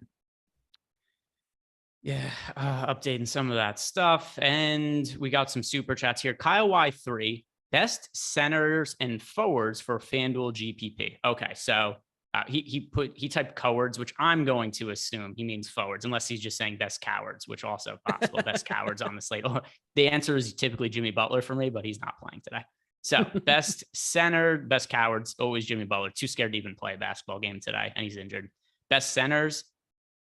So I'm going to be interested to see what happens with the starting lineup for the Timberwolves, because Naz Reid has to be up there if he's starting. We just don't know if that's going to be the case. As for other centers, Bobby Portis' eligibility at both. Kevin Durant has forward eligibility. I think those are pretty clear the two best forwards. Yeah, I'll add in Claxton and Şengün at center. Karl Anthony Towns as a pay up. Tournament options, like if you're looking for somebody that's going to be a little bit more contrarian, I kind of like Zion tonight at 8,800. I don't think really anybody's going to play him, and we know that Zion has upside, right? He's averaged 1.22 FanDuel points per minute. He didn't play very much in his last game, but he had 36 minutes the game prior. Like, I don't think he's going to be particularly limited. So I don't mind using him if you wanted to go with like a super contrarian type play. Yeah, I do think that makes some sense. So I'm getting to a lot of Drew Holiday, but I'm going to dial it back a little bit just because I do have some concerns that even if he isn't rested, that he might not play a full allotment of minutes. So I'm probably going to try to align myself with the field wherever he lines up. I don't want Drew Holiday to make or break my night because the upside is apparent, but at the same time too, it's hard to trust that he's going to play a full 34, 35 minutes in a spot at home against OKC on the tail end of a back-to-back. Super chat from Eric Traub. It says, went away. Here we go. Looking sharp in that floral, Matt. There you go. Getting a compliment. Greg, you look the same as you always do, but that's all right. Thank you, Eric. I like the consistency. Consistency is key. I think we got a couple other questions in Discord. Oh, there was no question with that. It was just a super chat to let us know how great we look. No, it was to say you look good and I look okay. I love that. Thank you, sir. Yeah. No, we got the best people. Are you a Monopoly guy, Greg? You ever played the game Monopoly? I'm not. I've got better ways to spend 5.5 hours on a weekend. Well, that's the type of answer I would expect for you. But one of the cards, when you used to get like chance or whatever, it would say like, you've won 3rd place in a beauty prize. Collect $10. That's how I feel right now. I feel like I just pulled that chance card in real life. Although I don't actually get the super chat money, but I feel good about it. We got a question in our Discord channel from Sniffs1234. With Giannis out, does that boost Şengün? So I already liked Şengün, and it doesn't really actually. So this is what's funny. In theory, yes, it's a weaker defensive matchup. You mean Giannis or Gobert? He said with Giannis out. I assume he means with Gobert out though, because that's the matchup. But yeah, because they're playing against Minnesota. But here's part of the issue. Is because Gobert is out and also because Giannis is out, the two teams aren't playing each other, there's a bunch of center value, and it makes it a little bit harder for me to get to Şengün than I otherwise would have thought it would be. I do still really like him. I mean, I do too. The minute thing is huge, right? He's coming off 33.5 minutes in his last game. If we know he's going to play that much, then this is just too cheap of a salary. Like, that's pretty proven. But then again, the minutes aren't set in stone with him. Like, he could dip back below 30 today. So I still think he's grading out really well. He's somebody I'll have a good, healthy amount of exposure to. But as we've talked about, it is a really tough center slate. Like Nick Claxton at $6K on FanDuel. He's a little bit cheaper than Şengün. I like him nearly as much. Like, it's tough. It's a tough call with all these options today. By the way, we just got word that Trae Young will play today. So we're on the money here. We went 2 for 2 with the questionable players. It's hard to do that, but we batted 100 on these. Speaking of batting 100, who do you think the Astros close out the World Series? I hope so, because I don't want to write my Sunday MLB best bets article. I number one, I could totally relate to that. Point 2, I'll bring a betting angle to this. We're sponsored by BetMGM today. If you guys haven't signed up with BetMGM yet, you do it by clicking out below in the description box. And that's going to get you a couple of things. Number 1, get up to $1,000 risk-free first bet. So if your first bet loses, you get refunded up to $1,000 with a free bet. But also, you get 2 free months of Stokastic Plus Platinum. So let's say that you guys have been wanting to try out the product and want a really cheap, a cost-efficient way to do it. You sign up at BetMGM, and for a minimum of a $10 deposit, you get 2 free months of Stokastic Plus Platinum. Just click on the link below when you sign up. And I want to tie in a baseball bet because this is one I like a lot. This is going to make Mike very upset also. I see him already taking his headphones off. Big Philadelphia guy. A lot of people don't know about Mike because he never wears Philadelphia related gear at all. But the World Series tonight, Framber Valdez is starting. Pitched really well in the first game of the series that he pitched. If he pitches really well again and they win the game, is he not going to be the MVP? Well, hasn't Christian Javier been better? He's only made 1 start. So remind me how it works. Is the World Series MVP the MVP for just the World Series? Yes, or is it the whole Series. Playoffs? Just the World Series. Okay. Then yes, I would say probably if he throws another gem. So I had, it's come down a little bit. I bet him last night at 11-1. It's 7-1 now, but I still don't think that's bad just because Jeremy Pena is the overwhelming favorite and he's been good, but not great in this series. To me, if Valdez wins this game, and especially because if I'm not mistaken, he pitched a shutout in his first start. If he has another type of outing like that and wins, I think he's the MVP. So to me, I think the odds on the Astros today, they're slight favorites to win. I think if they close it out, he's going to be the MVP. So that's a bet for me that's available at fairly long odds. let's get back to talking about this slate, because we just found out that Trae Young officially is going to be rolled in. That is good. Is Trae Young somebody you're going to get to at all? Because he's presumably not going to have all that much ownership now. It's just hard for him at a 10K price tag. I mean, I know that his numbers this year have been pretty good. You can certainly say he's like justified to be priced at 10,200, but it's hard for me to click that price tag for him with DeJounte Murray in the picture. Like, Murray is just going to siphon off enough assists that it kind of takes the double-double out of Trae Young's bag most nights. It keeps his scoring expectation just a little bit lower. So the answer is probably no for me, but it is an interesting tournament play. And it's also something where I think the ownership is going to be incredibly low because of how late the news came out.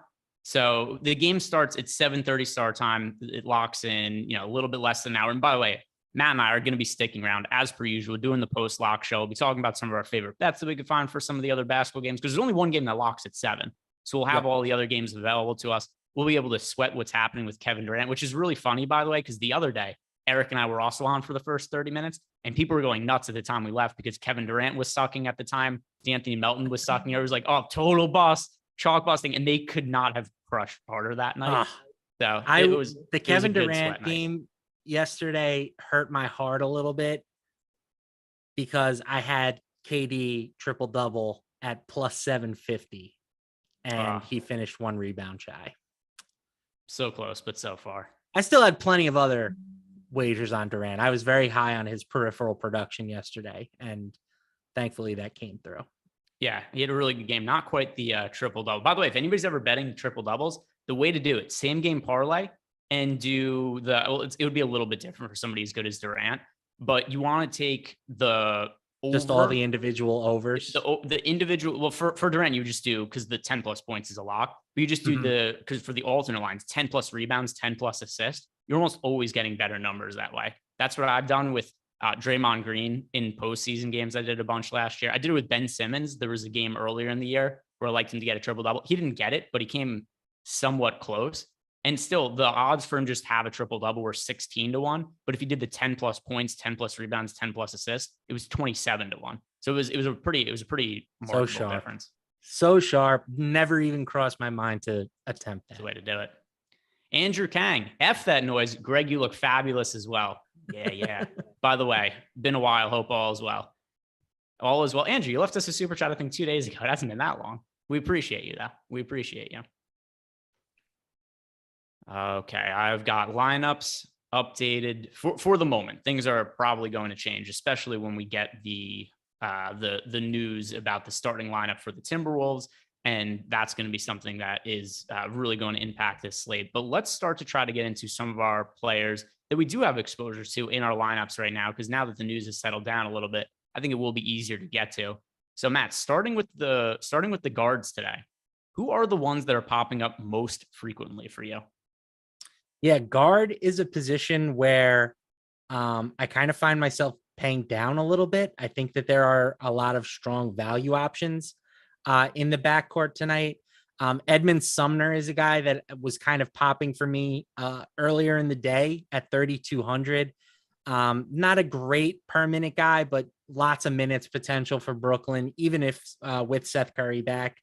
But now some of these other Boston guys, I think I'm going to end up with more exposure to, like Malcolm Brogdon at 4,600 and Derek White, who was 4,300, I believe. Like, those guys are going to end up probably being a higher owned for me, just because I think they have a bit more upside. As far as pay ups, I do have some Anthony Edwards. I have some Kevin Porter Jr., but Holiday is probably going to be the guy with the most ownership in my lineups from the upper tier. Holiday in the upper tier for me. Overall, my most rostered point guard is Malcolm Brogdon, who you mentioned before. So I was pretty high on Brogdon coming into the year. I don't want to say it's been disappointing, because he's been a very valuable bench piece for the Celtics. I just thought he was going to get more minutes than what he's gotten. Before today, it's a different scenario because there's no Al Horford. And I know a lot of people might think, okay, well, Al Horford, big man, Malcolm Brogdon, backcourt player. How does that impact him? Here's why. Without Robert Williams in the mix for the Boston Celtics, they just don't have that many big men to go to, right? They've got some shitty guys like Luke Cornett type guys. They've got Blake Griffin, who they could throw out there to play some minutes, although I doubt he's going to play anything of too much significance. I think it means smaller lineups for the Celtics, hence more minutes for guys like Derek White, more minutes for Malcolm Brogdon. So I'm with you. That's where I'm at with Brogdon. Is it kind of the same logic for you?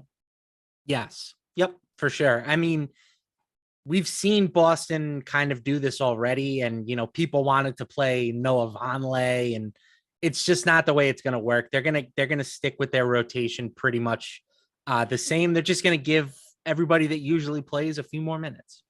Yeah, that's how I see it as well. I don't think is there any of these Boston big men, just while we're on the topic of talking about Boston, that you do think could stand out? Because I am not really getting. Does Jason Tatum count? What was that? Does Jason Tatum count? Yeah, that was not really the spirit of the question, but technically, okay. he's worth playing.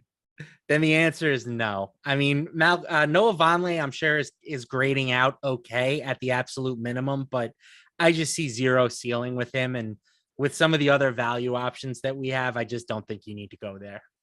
Super chat from Ecoom B. I think I said ECOOMB. ECOOMB. I don't know. Fournier in the Boston killer mode tonight. It's funny. Evan Fournier has had, if I remember correctly, a few big games against Boston, but it means massive games against Boston. Means nothing to me. Here's how little the Knicks think of Evan Fournier. They started Quentin Grimes over him the other day. Now I know that Grimes is out today, and we've also got Mitchell Robinson out, so it creates a different scenario for the Knicks. But overall, the Knicks player I want to get to the most is Hartenstein with Mitchell Robinson out. Evan Fournier. Yeah, it's not even close. Hartenstein versus the rest of the team. I think he's the only Knick I have exposure to tonight, if I'm being honest. Yeah, let me look. Is there anybody else? And I mean, not guys who I got to like 5% of run. Yeah, in terms of an amount of exposure that matters, the only one for me is Hartenstein. Smoke girlfriend, by the way, or fiance, I guess. Do you? I'm not aware of this. How would you know who Isaiah Hartenstein's significant other is? It's just one of those things where they're so weird looking together that it's a thing and people know about it. Mike knew. Did Mike know? I don't know. I'm not in the know about these things. I don't know any. I know. Guaranteed, I just know the guaranteed Twitter chat knows. Let's see. I'm sorry, YouTube chat. Yeah, this YouTube chat. Do you guys know who Isaiah Hartenstein's lady friend is? We'll see. We'll see what they say. You never know. I never know where chat's going to come in on this.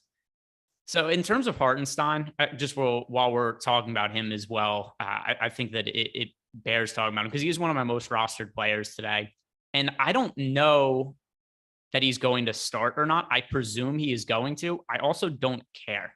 I think that he crushes whether he starts or comes off the bench because as is, he has already been a monster for the Knicks in kind of limited minutes. And there is no way that his minutes go down from here. At the very least, even if he doesn't start, he's picking up a few extra minutes. I think he's one of the better value plays on the slate. Yeah, agreed. I mean, if he doesn't start and we'll say like Obi Toppin starts, then maybe I will split my exposure a little bit more between those two players because Obi Toppin also has been very good on a per minute basis. Mm-hmm. So that would really be the one scenario that I think would get me to lower my Hartenstein ownership, but I think we're pretty much aligned there. And then one other thing too, I'll mention not two, but Obi Toppin has played very limited minutes this year, and if he's in the starting line, yeah, I'm going to end up playing him. But at the same time too, I think people get too enthused about him at times when he moved into the starting lineup. His rates fell off a table, like just totally fell off the table as a starter last year, which I think is a trap that's easy to fall into with big men when they move into the starting lineup, because a lot of them put up crazy per minute stats in a bench role where they're only playing, 12, 15 minutes per game, where also they're able to go all out in those minutes. I'm going to pull up Obi Toppin's stats as a starter last year. Now watch me just having remembered wrong, and I'll be totally wrong when I look at these numbers, but I remember him being fairly mediocre as a starter last year. I think down the stretch he was okay, but who knows? Yeah, no, never mind. He was really good as a starter last year. All right, screw that. Who am I thinking of then? I don't know. Okay, either way, if Toppin starts, he would be in play. That's something that we're going to find out in the next 45 minutes because that game starts at 7:30. We don't have a Knicks official starting line unless I missed it. We didn't see a Knicks starting lineup yet, have we? I haven't seen one. Yeah, no Knicks starting lineup. But for what it's worth, I'm assuming that it's Brunson, Quickly, Barrett, Randall, and Hartenstein. Yes, I agree. Not saying 100%. I'd say like 70%. I think that Hartenstein is the guy. He's been playing more minutes than Toppin as is. As for other guards that I'm getting to, going back and looking over some of my exposures here, I have too many tabs open. Okay, here we go. So other guards, you mentioned Sumner. One guy you did not mention that I'm getting to is Kevin Porter Jr. I don't think you didn't mention. I said him. Oh, did you? Yeah. Okay, so a couple of things to like Your about favorite KP. player, Kevin Porter Jr. He's been a good fantasy producer this year for sure. Something else also, somebody in the chat, it was Sniffs asked us, how does this impact Şengün? Overall, the Minnesota Timberwolves defense, it's going to be worse without Rudy Gobert. It stands to reason that's the case. But there's so many centers to get to today. It's kind of hard for me to just jam Şengün in. I have him in about 10% of my lineups. I would love to play more than that. I just have other centers that project better on a points per dollar basis. However, Kevin Porter Jr. is still reasonably priced at guard today. He's good position eligibility. And he's somebody who I think we could feel good about benefiting from the absence of Gobert. And there's other players out for the Rockets as well right now. Jayshawn Tate is out. Jabari Smith is out. That's going to be something that opens up a little bit of usage. So Kevin Porter Jr., I'm with you. I really like getting to him. Any other guards that you want to talk about before we move over to forwards?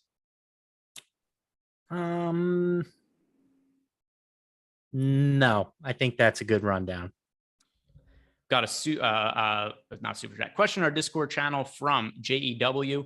What higher price guy would you not play in single entry DK? Durant, Holiday, or Cat? I have so much exposure to all three of those guys. The one I have the least of is Holiday, but honestly, I think it's viable to play all three. I have lineups with all three. For me, it's Holiday, and I think that while our projections on him are very strong, he's the one that I feel the least solid with, right? Like Kevin Durant is going to get 55, 60, barring an injury or a blowout. Karl Anthony Towns, I think, should get to 50, barring an injury or a blowout. Drew Holiday, I could see shooting 3 for 19 from the field. Like that's something that he does on occasion. So I feel like he's the guy in that trio that I would not play if I was making that choice. Yeah, all three of them are really good plays. I have a bunch of exposure to all of them. To me, the one reason I would say the other two over Holiday, I am a little cautious about his playing time. I think there's a chance that he doesn't play his total full allotment of minutes, whereas I don't have any of those concerns about Karl Anthony Towns or Kevin Durant. The process, need a last man in $4,500 for a large field DK GPP ownership / upside pick. All right, $4,500. Who am I getting to the most in that salary range? Sorting by price. I'm assuming we're taking Hartenstein out of the equation because he would kind of be the obvious choice at 4,400. Yeah, so it's Hartenstein by a mile for me. If he's in your lineup already, then for me it would then be Kenyon Martin Jr. It would be the same for me as well. Grayson Allen, another potential option, but it would be KJ Martin. By far, the answer here is Hartenstein though. The Maharishi stuck at work. Who are the must gets to in the first game of building 20 lineups? So the first game is the Nets against the Hornets, Kevin Durant. Yeah, I'll add Nick Claxton and Edmund Sumner. If you're building 20 lineups, I can't imagine not having at least some of those two guys in there as well. But Kevin Durant is the top stud on the slate still, in my opinion. And Terry Rozier, I think, warrants some exposure. It's hard to know exactly. I know they said he's not going to have a minutes restriction. I don't know. I totally buy that. But if I'm to rank, if I'm ranking the players in that game, Kevin Durant 1, Edmund Sumner 2, Nick Claxton 3, Terry Rozier 4. And I don't think you need anybody else in 20 lineups. Yeah, with 20 lineups, that's fair. I also have some Joe Harris tonight, just because I think he's a prime bounce back candidate. His shooting numbers are way down to start the year.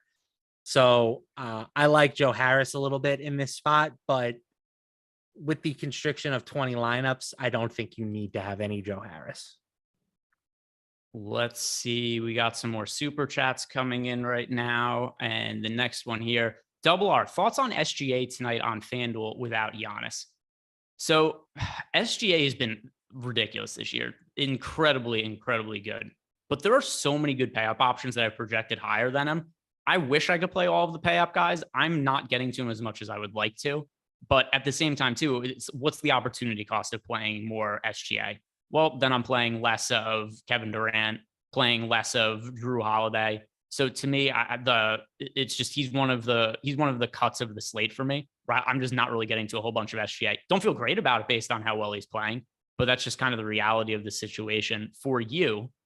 What do you make of SGA today? Yeah, it's hard for me when he's sandwiched right in between Kevin Durant and Jason Tatum. And I like both guys just a little bit more. Well, Kevin Durant a lot more, but Tatum for me at $100 cheaper.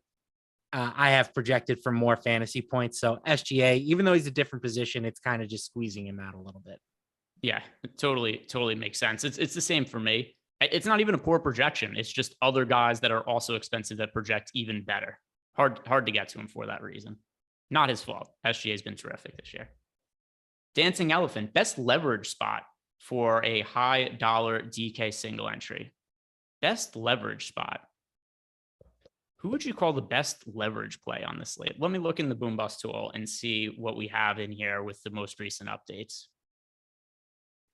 For the best, I can tell you what I'll tell you I'm hoping for as a leverage spot is that Nasri does not start. That to me would be the best leverage spot because people will play either Taurean Prince or Kyle Anderson, whichever guy happens to get the start versus the Rockets. But I would still be more interested in playing Naz Reid. So that's kind of what I'm hoping ends up being a leverage spot. I think that makes sense. And also we're going to need an update on the Minnesota Timberwolves starting lineup. Hopefully we get it in the next 40 minutes while we're still on the show so we could update everybody on how we're handling that situation. But I do think it makes a whole lot of sense to play to even maybe if Naz Reid, if we go into lock and we don't know who's starting for them, I still think it makes sense to get exposure to Taurean Prince just in the case he does start.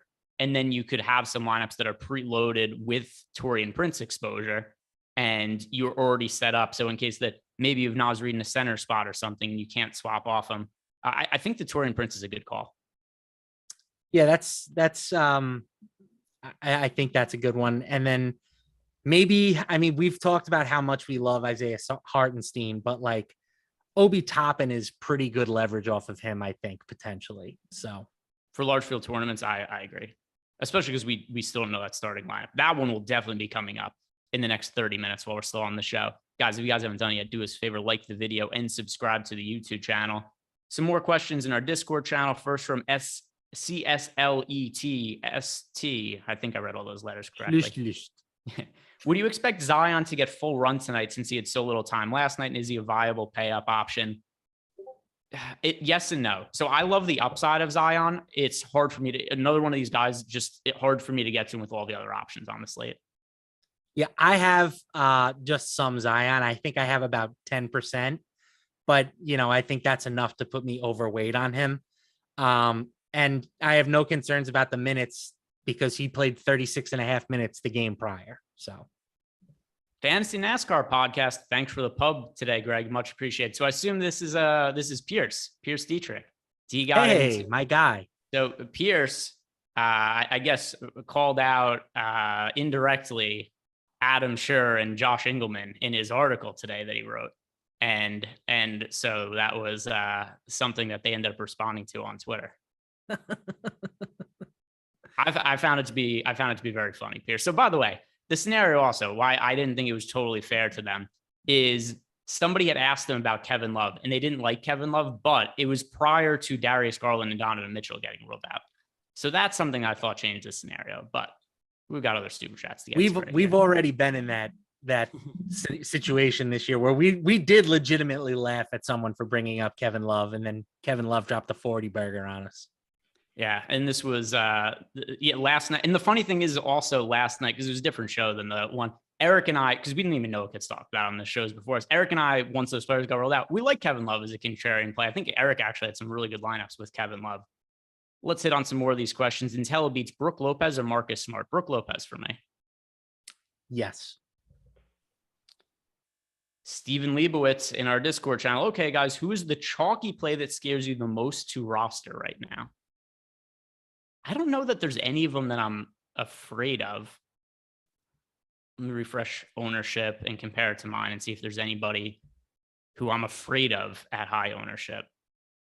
Like, is there any, I think the chalk today is mostly justified. I don't look at anybody and think, oh, that's bad chalk. Maybe Naz Reid, because he might not start, but that would be fairly easy to pivot off of.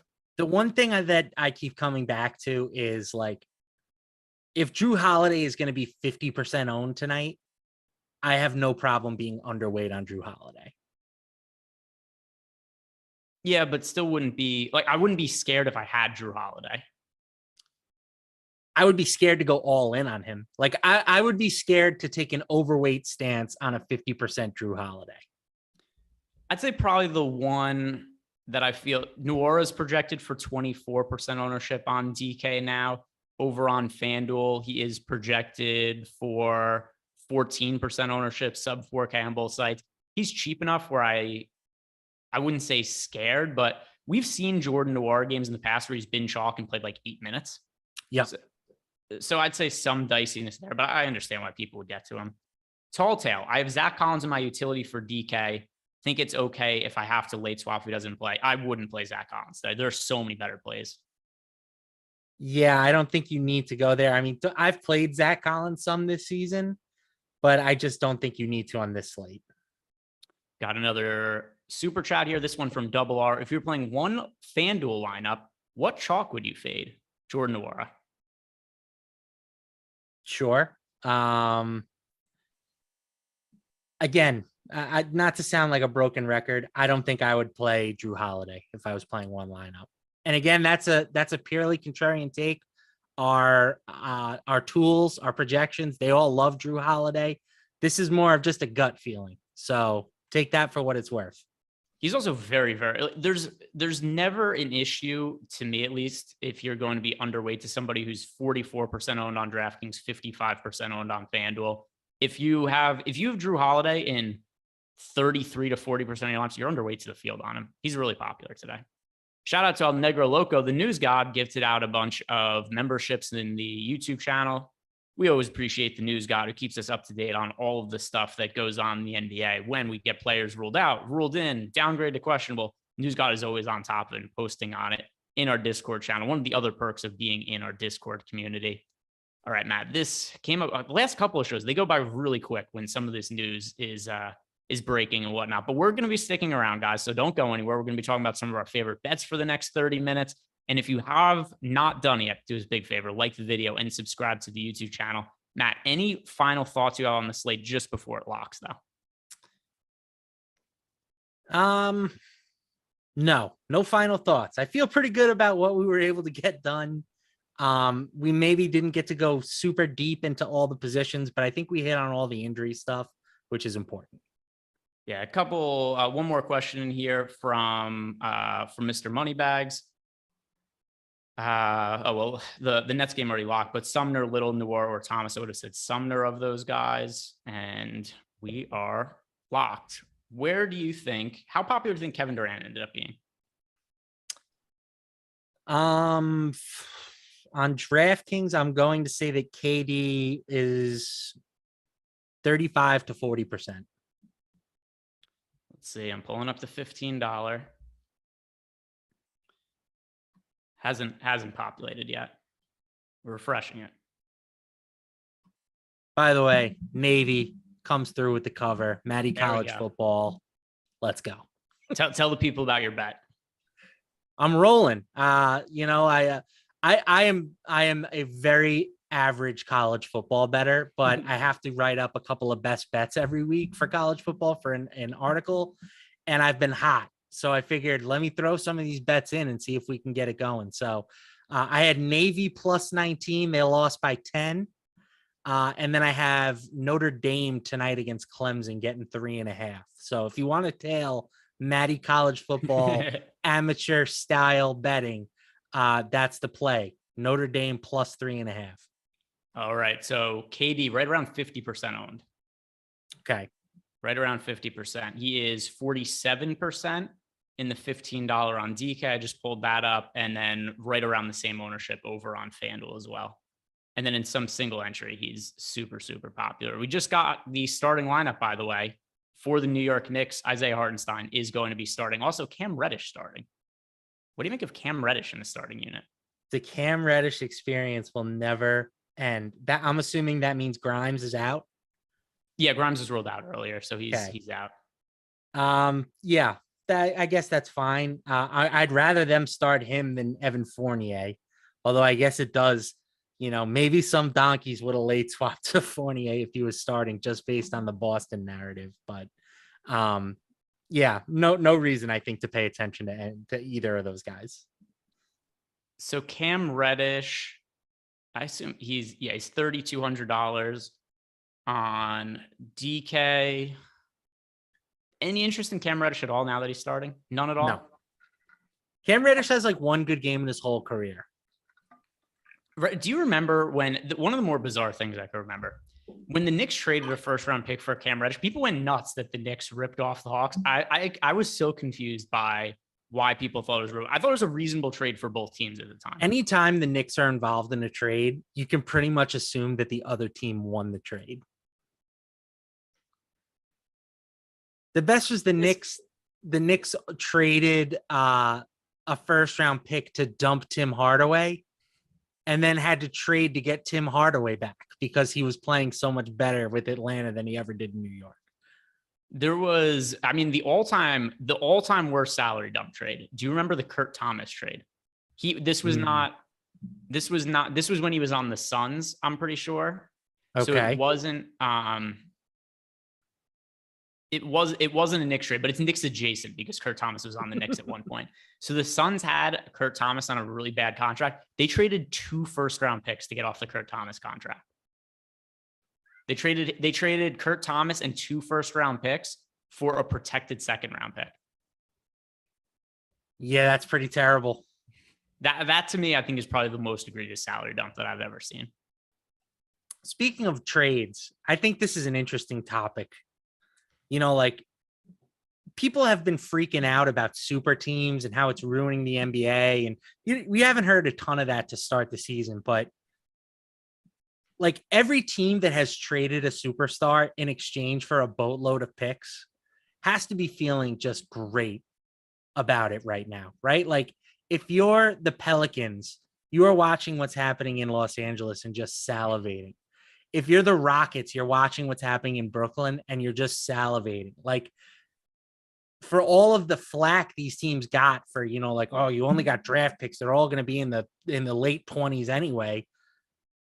I think at this point, like it's kind of proven that you want to be the team that's getting the assets and not the superstar in these trades. Yeah, the Jazz are killing it on both ends. The Jazz got 1 million draft picks and they're still good this year. Yeah. The Jazz are good this year, and they have all of Cleveland and all of Minnesota's draft. Now, I don't think those draft picks are going to be great, but they're still good assets. Over under saying Utah Jazz are a super team. For me, I think the Utah Jazz are a super team. I've bet them. I think a lot of people know that I was betting them before the season started to be in the play-in game, and I bet the over on the win total. They're like almost halfway to the over on the win total already. They might hit it before the All-Star break. But should I be afraid? I bet them at 14-1 to be in the playing game this year. Should I be afraid that they're too good and they're going to finish as like the 6th seed? Absolutely not. That would be the worst beat. That would be the worst way to lose a bet that you can imagine. I'm not ultimately all that worried. Like Golden State, right? They're going to come back at some point. Let's look at the standings. So, by the way, the other thing too, while you're bringing that up, and also we could tie a betting angle into this, and we could try to find some, we could try to find some futures that we like for NBA based on some of this stuff. Once again, guys, we're sponsored by BetMGM today, and if you guys have not signed up there, If you sign up clicking on the link below, you get up to $1,000 risk-free bet. First bet loses, get it refunded up to $1,000, and 2 free months of Stokastic Plus Platinum. Just make sure to sign up by clicking on the link below. Now, when it comes to bad beats, I had last year the Lakers 13-1 to be in the play-in game. I was very light on them going into the year. I did not like the Russell Westbrook trade for them. It would have been the opposite side of the Utah Jazz, because I had the Lakers last year. I'm thinking, if this team's bad, there's no way they missed the play-in game. I can't believe I lost that bet because they outright missed the play-in game. Yeah, I mean, nobody had that on their Lakers bingo card. Do you know how bad you had to be to not even get to the play-in game last year? The Spurs traded away their best player or their second best player and still made the play-in game. Like, it's crazy how bad you had to be. And the Lakers were that bad. By the way, somebody just said that we just got the Pelicans starting lineup, and no, it's CJ McCollum, Herb Jones, Brandon Ingram, Zion Williamson, Jonas Valanciunas. Totally normal for them. Atlanta Hawks starting lineup: Trae Young, DeJounte Murray, DeAndre Hunter, John Collins, Clint Capella. No funny business there. We're all good. Celtics, though, Blake Griffin. That's what people are saying in YouTube. The starting lineup. Yeah. Smart, White, Brown, Tatum, Blake Griffin. What do you think is the most amount of minutes we could potentially see Blake Griffin play? It's a good question. The most I would say would be... Is that official, by the way? I didn't see it get posted in Discord yet. I'm seeing that as the starting lineup on Twitter. So okay, I'm assuming it's official. Yeah, there we go. I would say the most would be 20 minutes. I think more realistic would be 12 to 15. All right, Boston. I think he probably plays the role that Noah Vonleh played when Vonleh started. Right? That's probably a fair assumption? Yes. So when Vonleh started, Vonleh played 14 minutes. He did get into some early foul trouble. Say 18 to 20 minutes from Blake Griffin. It's not going to be enough for me to want to play him. Agreed. Yeah. No, I'm not playing him. I do think it kind of hurts some of the Boston guards a little bit. Maybe they're not going to see as big of a bump as we thought. But does that make them, like unplayable? No, of course not. I still think they should see a slight boost in value, although maybe it's not as big as we initially anticipated. Let's see. Blake Griffin, recent games. He's been a DNP coach's decision in the last 3 games. It's hard to imagine you go from that. The most minutes he's played all year is 12. I can't imagine he's going to play a massive amount of minutes. There's so much value on this slate. There's other guys I'd rather play. If you're playing 150 lineups and you get to a few shares of Blake Griffin here and there, cool. I have no issue with that. Playing a lot of Blake Griffin, I think, is unnecessary today. Yep, I agree with that. Standings. Did you find anything? Yes, I did pull them up. So right now, just like everyone expected, the Portland Trailblazers leading the West at 6-2. All technically tied with the Suns, right? And whoever wins that game tonight gets sole possession. Then there's the Jazz. You got the Pellies, the Grizzlies, the Nuggets, the Mavericks, all at 5-3 or better. I mean, eventually the Warriors are going to make the run up the standings, right? Like, what's your confidence level that the Warriors earn a guaranteed playoff spot this season? Not guaranteed, but very, very likely. Very, very likely. It's just because here's the reason why. The injuries come into play. They are totally screwed if Steph Curry gets hurt. Yeah, all right. That's fair. But that's the only injury that really knocks them out. Probably. They've also been fairly shitty to start the year.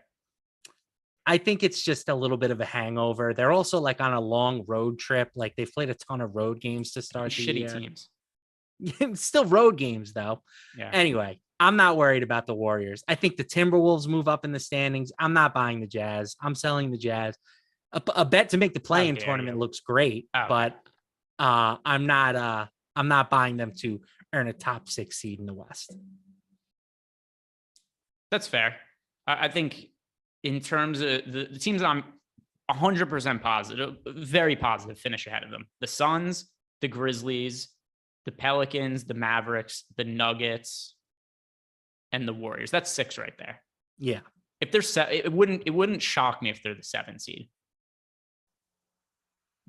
Okay, I can get behind that.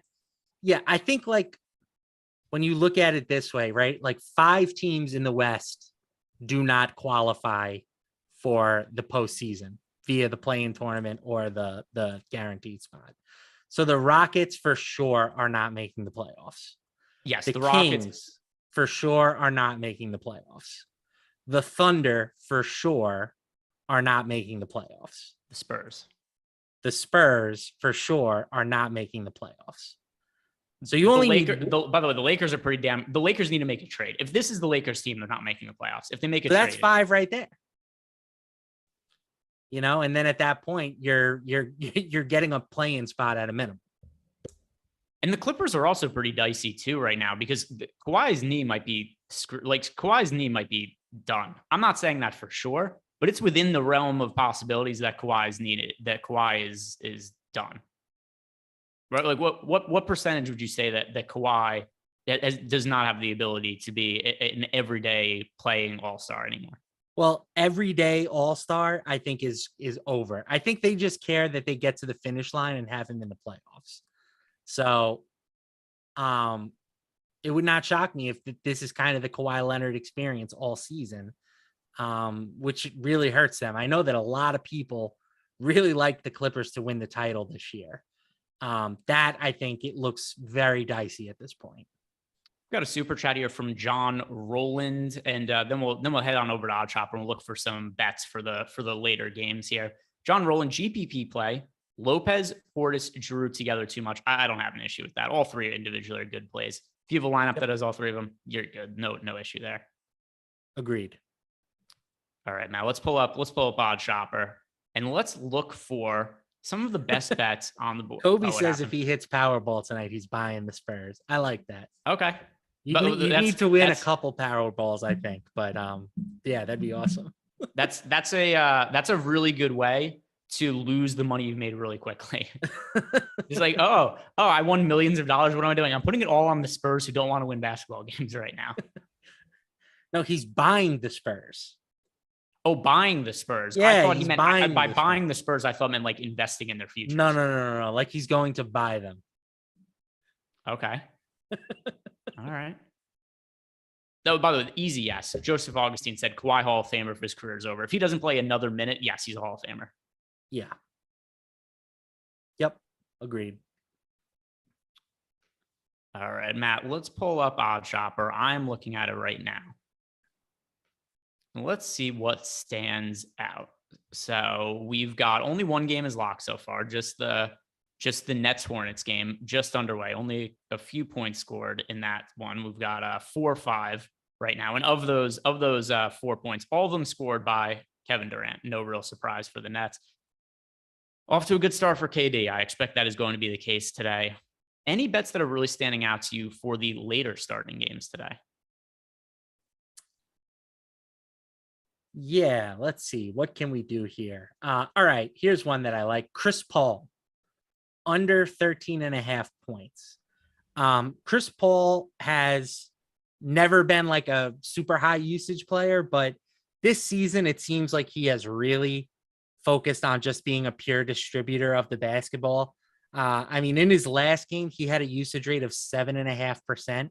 That's obviously a little bit of an outlier, but he has been scoring in the single digits or, 10 or fewer points pretty frequently this season. So especially when you factor in their 11.5 point favorites tonight against Portland, there's some blowout risk. The total on the game isn't all that high at 215.5 points. I think that the under on 13.5 makes a lot of sense. Yeah, I could get behind that as well. And actually related to the Suns, I know that Cam Johnson is out. 9.5 looks like a really high prop total for Torrey Craig, who's also not a scorer. And it's plus money on the under. We have Torrey Craig projected for 7.7 points. I don't know that he's going to start. I assume he's going to start. I don't think it's a lock that Torrey Craig starts for Cam Johnson, though. What do you make of Little 9.5? land sham action? Well, oh, sorry, what was that? Little land sham, Landry Shamet. Could be. It wouldn't shock me. They've done it before, so It's just a high number for Torrey Craig. What did he average in starts last year? And once again, we don't even know that he's going to start. I know he started a few times last season. What do you make of under 9.5, especially when it's plus money? yeah, I think at plus money, it's a good bet. I'm not a huge fan of taking unders on like super small numbers, but 9.5 is pretty close, right? Like Torrey Craig, he would have to hit a couple threes to really bury us, I think. And I'm fine with fading Torrey Craig's shooting ability. All right, Torrey Craig's numbers last year, pulling it up. I'm going to look at his splits. Torrey Craig splits from a year ago. And what did he make? Do you remember if he made starts last year? I mean, wasn't he on Milwaukee for most of the season? He got traded midway through, but I thought he still made starts. All right, we're about to find out. I've got the numbers pulled up. This will be a massive waste of time if he didn't start at all last year. He did. He made 16 starts, actually. Made 16 starts. He averaged 9 points per game in those starts and played 28 minutes. Yeah, so I mean, I look at that. I think that we have a pretty reasonable projection on him there, 7.7. Even if we went last year and said that he's going to average 9 points per game as a starter, it's plus money on the under. Makes sense to me. Torrey Craig, under 9.5. Anything else that's standing out to you from the later games? Yeah, we have Jamal Murray's assist prop under grading out pretty well. That's one that I would be looking to play the news on, right? If Bones and Ish Smith are out again, then I would probably shy away from under 4.5. But if either of those guys is in, I think that would be a good number to hop on. Even without both guys last game, he had just 2 dimes. Like, he is not a distributing point guard. They have Nikola Jokic who can do that. Bruce Brown had a really big role as a distributor off the bench in their last game. So I think fading Jamal Murray to pile up assists is always a good decision. And as you were talking, Bones Highland was upgraded to probable in the middle of your sentence. Beautiful. It was just like with the Giannis thing earlier. Yeah, so he's upgraded. He should be good to go. One other one that stands out to me as I'm looking through these, Shaedon Sharpe has an over-under of 2.5 rebounds. That is a really low number considering what his role is right now for this team. So there's no Damian Lillard and there is no Anthony Simons right now for the Blazers. Both of them are out again today. And I know the rebound numbers generally haven't been massive for Sharpe, but he's still averaging 2.6 rebounds per game in 20 minutes. And then if you look at his playing time in the last couple of games, or playing time as a starter, 28 minutes, 24 minutes, 29 minutes. So if he's already averaging over this rebound prop, and now we're also expecting to play a few extra minutes, it makes sense to me that we would have him projected for 3.5 rebounds. So 2.5, that's a really low number for a guy who, by the way, also should be blowout proof. If this game ends up being one-sided, I would expect Sharpe to be in the game at the end of the fourth quarter. Works for me. One more, Karl Anthony Towns under 11.5 boards. I just ran the queue. His rebound rate isn't like as high as you would expect, even with Gobert off the floor this season. It's 13.5%. We're expecting him to play at least some minutes alongside Naz Reid, who's going to, kind of keep Towns in that traditional power forward spot as opposed to a center. So I think this number is a little bit inflated by the Gobert news, but I don't think that it necessarily deserves to be. I think that does make a whole bunch of sense, especially when you consider that Karl Anthony Towns, it's not like we're unfamiliar to seeing him start at center for the Minnesota Timberwolves.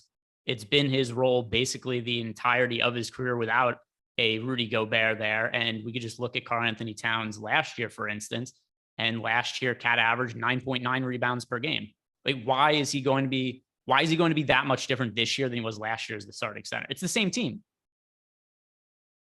I like it. Thank you. Towns, yeah, 11.5, big number. Good matchup for him against the Rockets, but still. Sure. I could back it. I think we got some questions that came in. Was there any super chats? Just the one from John Rowland. I'm pretty sure there was a Discord question as well that I want to make sure I don't miss. And then we could go look at what's happening in the game right now. I believe Kevin Durant is playing well, just because I assume it. I haven't looked at the numbers. I'm just making a general assumption. Jets World. He is playing basketball, and I mean, for my money, he's still the best basketball player on the planet. No, he's very good, but he played 57 games last year. There has to be some sort of durability factor to it as well for me. Okay, you're right. If I was playing a regular season, I would take Giannis. But if you told me I was playing a playoff game tomorrow that I had to win and I had my choice of any player on the planet, I would take Kevin Durant. I would take Giannis before him still. Giannis has been so ridiculous, especially this year. He's off to a really, really strong start. I would take Giannis before him, and I would take Jokic before him as well. Jokic has also just been ridiculous. Durant probably third there. I'd have put more thought into it. This is very, very half-baked thinking just off the top of my head. Some questions in our Discord channel that just came in. One from Swaz, Ingram, or KPJ on FanDuel. I prefer Kevin Porter Jr. Same. Jets World, Brogdon or White a better play for DK now with Griffin starting? It's still Brogdon for me. Yeah, I have Brogdon as the better play, but when you factor in ownership, I don't mind pivoting if you wanted to go that route. Yeah, it depends what the rest of your lineup looks like. If you're just trying to figure out, if let's say you already have a chalky lineup, you can make a case to pivoting towards Derek White. But if you already have some lineups, you got a contrarian player or two, all things considered, I do prefer Malcolm Brogdon. I love money. FanDuel, Jalen Green, RJ Barrett. So, okay, Green and Barrett or Jamal. Oh, so it's 4 players. Okay, I misread this. Oh boy, the 4v4. No. It's a 1v1v1v1. Oh, okay. Green, Barrett, Murray, Marcus Smart for the last spot. I'll go Jalen Green. Let me sort by projection, and then I could get you a really good answer for this four-man competition. That is Murray for me. He's by far the best player of that group. I know that we haven't totally seen it from him yet this year, but the last couple of games for Jamal Murray, by the way, the assists still haven't been there to that point you made before. But the last 2 games, 33 and 31 minutes for Jamal Murray, usage rate north of 30% in both of them. He's going to be much more expensive than $5,800 going forward. So just relative to the guy he's compared to, it's Jamal Murray for me. JEW in DKGPP, I faded Hartenstein for Toppin. Should I switch him to Reddish? I prefer Toppin to Reddish. Same. I still like Hartenstein a lot. Hartenstein's one of my most rostered players today. Getting a lot of hate, unsurprisingly, from my Kevin Durant comment. It's okay. I mean, was KD great against the Celtics in the playoffs last year? No, he was not. But I still think that guy is basically a alien designed to score the basketball. Yeah, Giannis is also just an infinitely better defensive player. For sure. The big question remains, though, close game. Can you count on Giannis to create a bucket? Yeah, because he's a steamroller. He runs everybody over. And then he'll end up at the foul line. And I want Kevin Durant with the ball in his hands down the stretch of a close game. I think that is undebatable in my opinion. By the way, Durant is actually struggling so far. 4 points and 2 rebounds. Now, keep in mind, everybody, yesterday, he was also struggling at this time. We were doing the show yesterday, and everybody's convinced that he was heading towards a massive dud. As for players that are going well right now, Edmund Sumner, one of the best value plays on the slate. He started with 3 points, 2 rebounds, and a steal. Really strong start for Sumner. Over on the Charlotte side of the game, nothing really doing. It looks like the usage a little more split now that Terry Rozier is back in the picture. So Rozier leads the way with 5 points for them, but no other stats, no peripherals for him. KD bust according to GQ. KD absurd bust. That I have to defend Kevin Durant. They're telling me it's not Kevin Durant from 3 years ago. He's averaging 32 points per game and he's shooting 52% from the field. What are we talking about here? He's the same guy he was 3 years ago. Well, he's not just because he's not on the court as often. As long as he's on the court, he's the same guy that he was 3 years ago. Yeah, on the court, he's been awesome. Kevin Durant, games played. What did he play? 57 last year, or was it less? 55. 55. My biggest regret before the season started, DraftKings had, they have those team specials up where it's like, oh, will this player lead the league in assists and will the team win the Eastern Conference? They had a special for the Nets. It was over under 41 and a half games where Kyrie Irving, Ben Simmons, and Kevin Durant all play. That should have been the easy. Should that have not been the easiest under ever? Yeah, that's looking real good. I mean, how many games have they played together so far? 3, 4?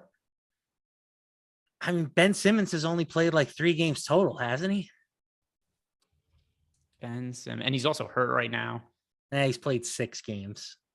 So 6. Actually, yeah, it looks like they're going like 50-50 on getting these guys together. But obviously, there's going to be more injuries that open up later in the year. There's going to be rest.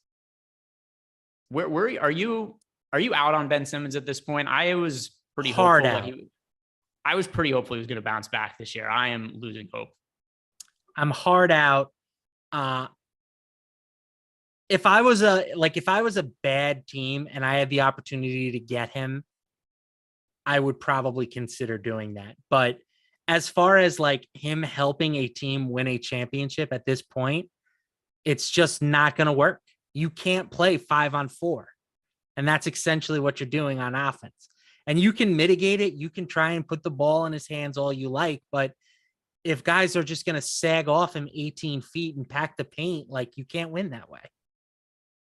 By the way, we just got word that Dennis Smith Jr. is hurt. And was he ruled out for the game? So he got hurt. Was he ruled out, though? I think he just might be questionable to return. Yeah, he's just questionable to return right now. Not officially ruled out. But yeah, if he doesn't end up coming back, Terry Rozier could definitely destroy the slate. It depends also how many minutes he plays. Because I'm not convinced they're going to give Terry Rozier 36 minutes his first game back from an ankle injury. This team has just been destroyed by injury so far. Teams rough year for MJ. Teams that should is there, if there's anybody who exemplifies more that there's this idea like, oh, your opinion from analysts, the desk commentators, like the Shaqs of the world and all that, about how their opinion is better because they played in the NBA. Michael Jordan is at worst the second best player in NBA history, and he is at best the second worst GM in NBA history. He's terrible at building a team. Let me tell you something, Greg. Shaq knows basketball, okay? You don't know basketball, all right? Shaq played the game. You ain't play. Yeah, well, Michael Jordan played the game. He fucking sucks at evaluating talent. Yeah, no, he was, and obviously Isaiah Thomas also incredibly bad as Knicks coach / general manager. Yeah, apparently Jordan was offered 4 first-round picks for the pick that turned out to be Frank Kaminsky. And he was like, nope, I got to have Frank. Yeah, I remember. I don't know how true that was because I can't imagine. I can't imagine they actually would have turned down all those for the whole thing didn't make sense. There's no way there was that much offered for Frank Kaminsky. That was the rumor because Kaminsky went 9 and Justice Winslow went 10. And apparently everybody really wanted to trade up to the Hornets pick to get Justice Winslow. And this is the rumor. I don't know if it's true or not. Obviously, I'm not in any front offices. In that shirt, I don't believe it. I think you've got all the inside info. I think you got your ear to the ground. All right, guys, thank you very much for watching. If you haven't done yet, do us a favor, like the video and subscribe to the YouTube channel. Rozier got helped off the field. I don't even know. All right, give Shaq a like. Throw Shaq a like on the way out. Somebody said that Rozier got helped off the field. It was Dennis Smith Jr. who got hurt, not Rozier. So we'll see what ends up happening. But anyway, guys, once again, if you didn't hear it before, like the video, subscribe to the YouTube channel. Enjoy the rest of your weekend.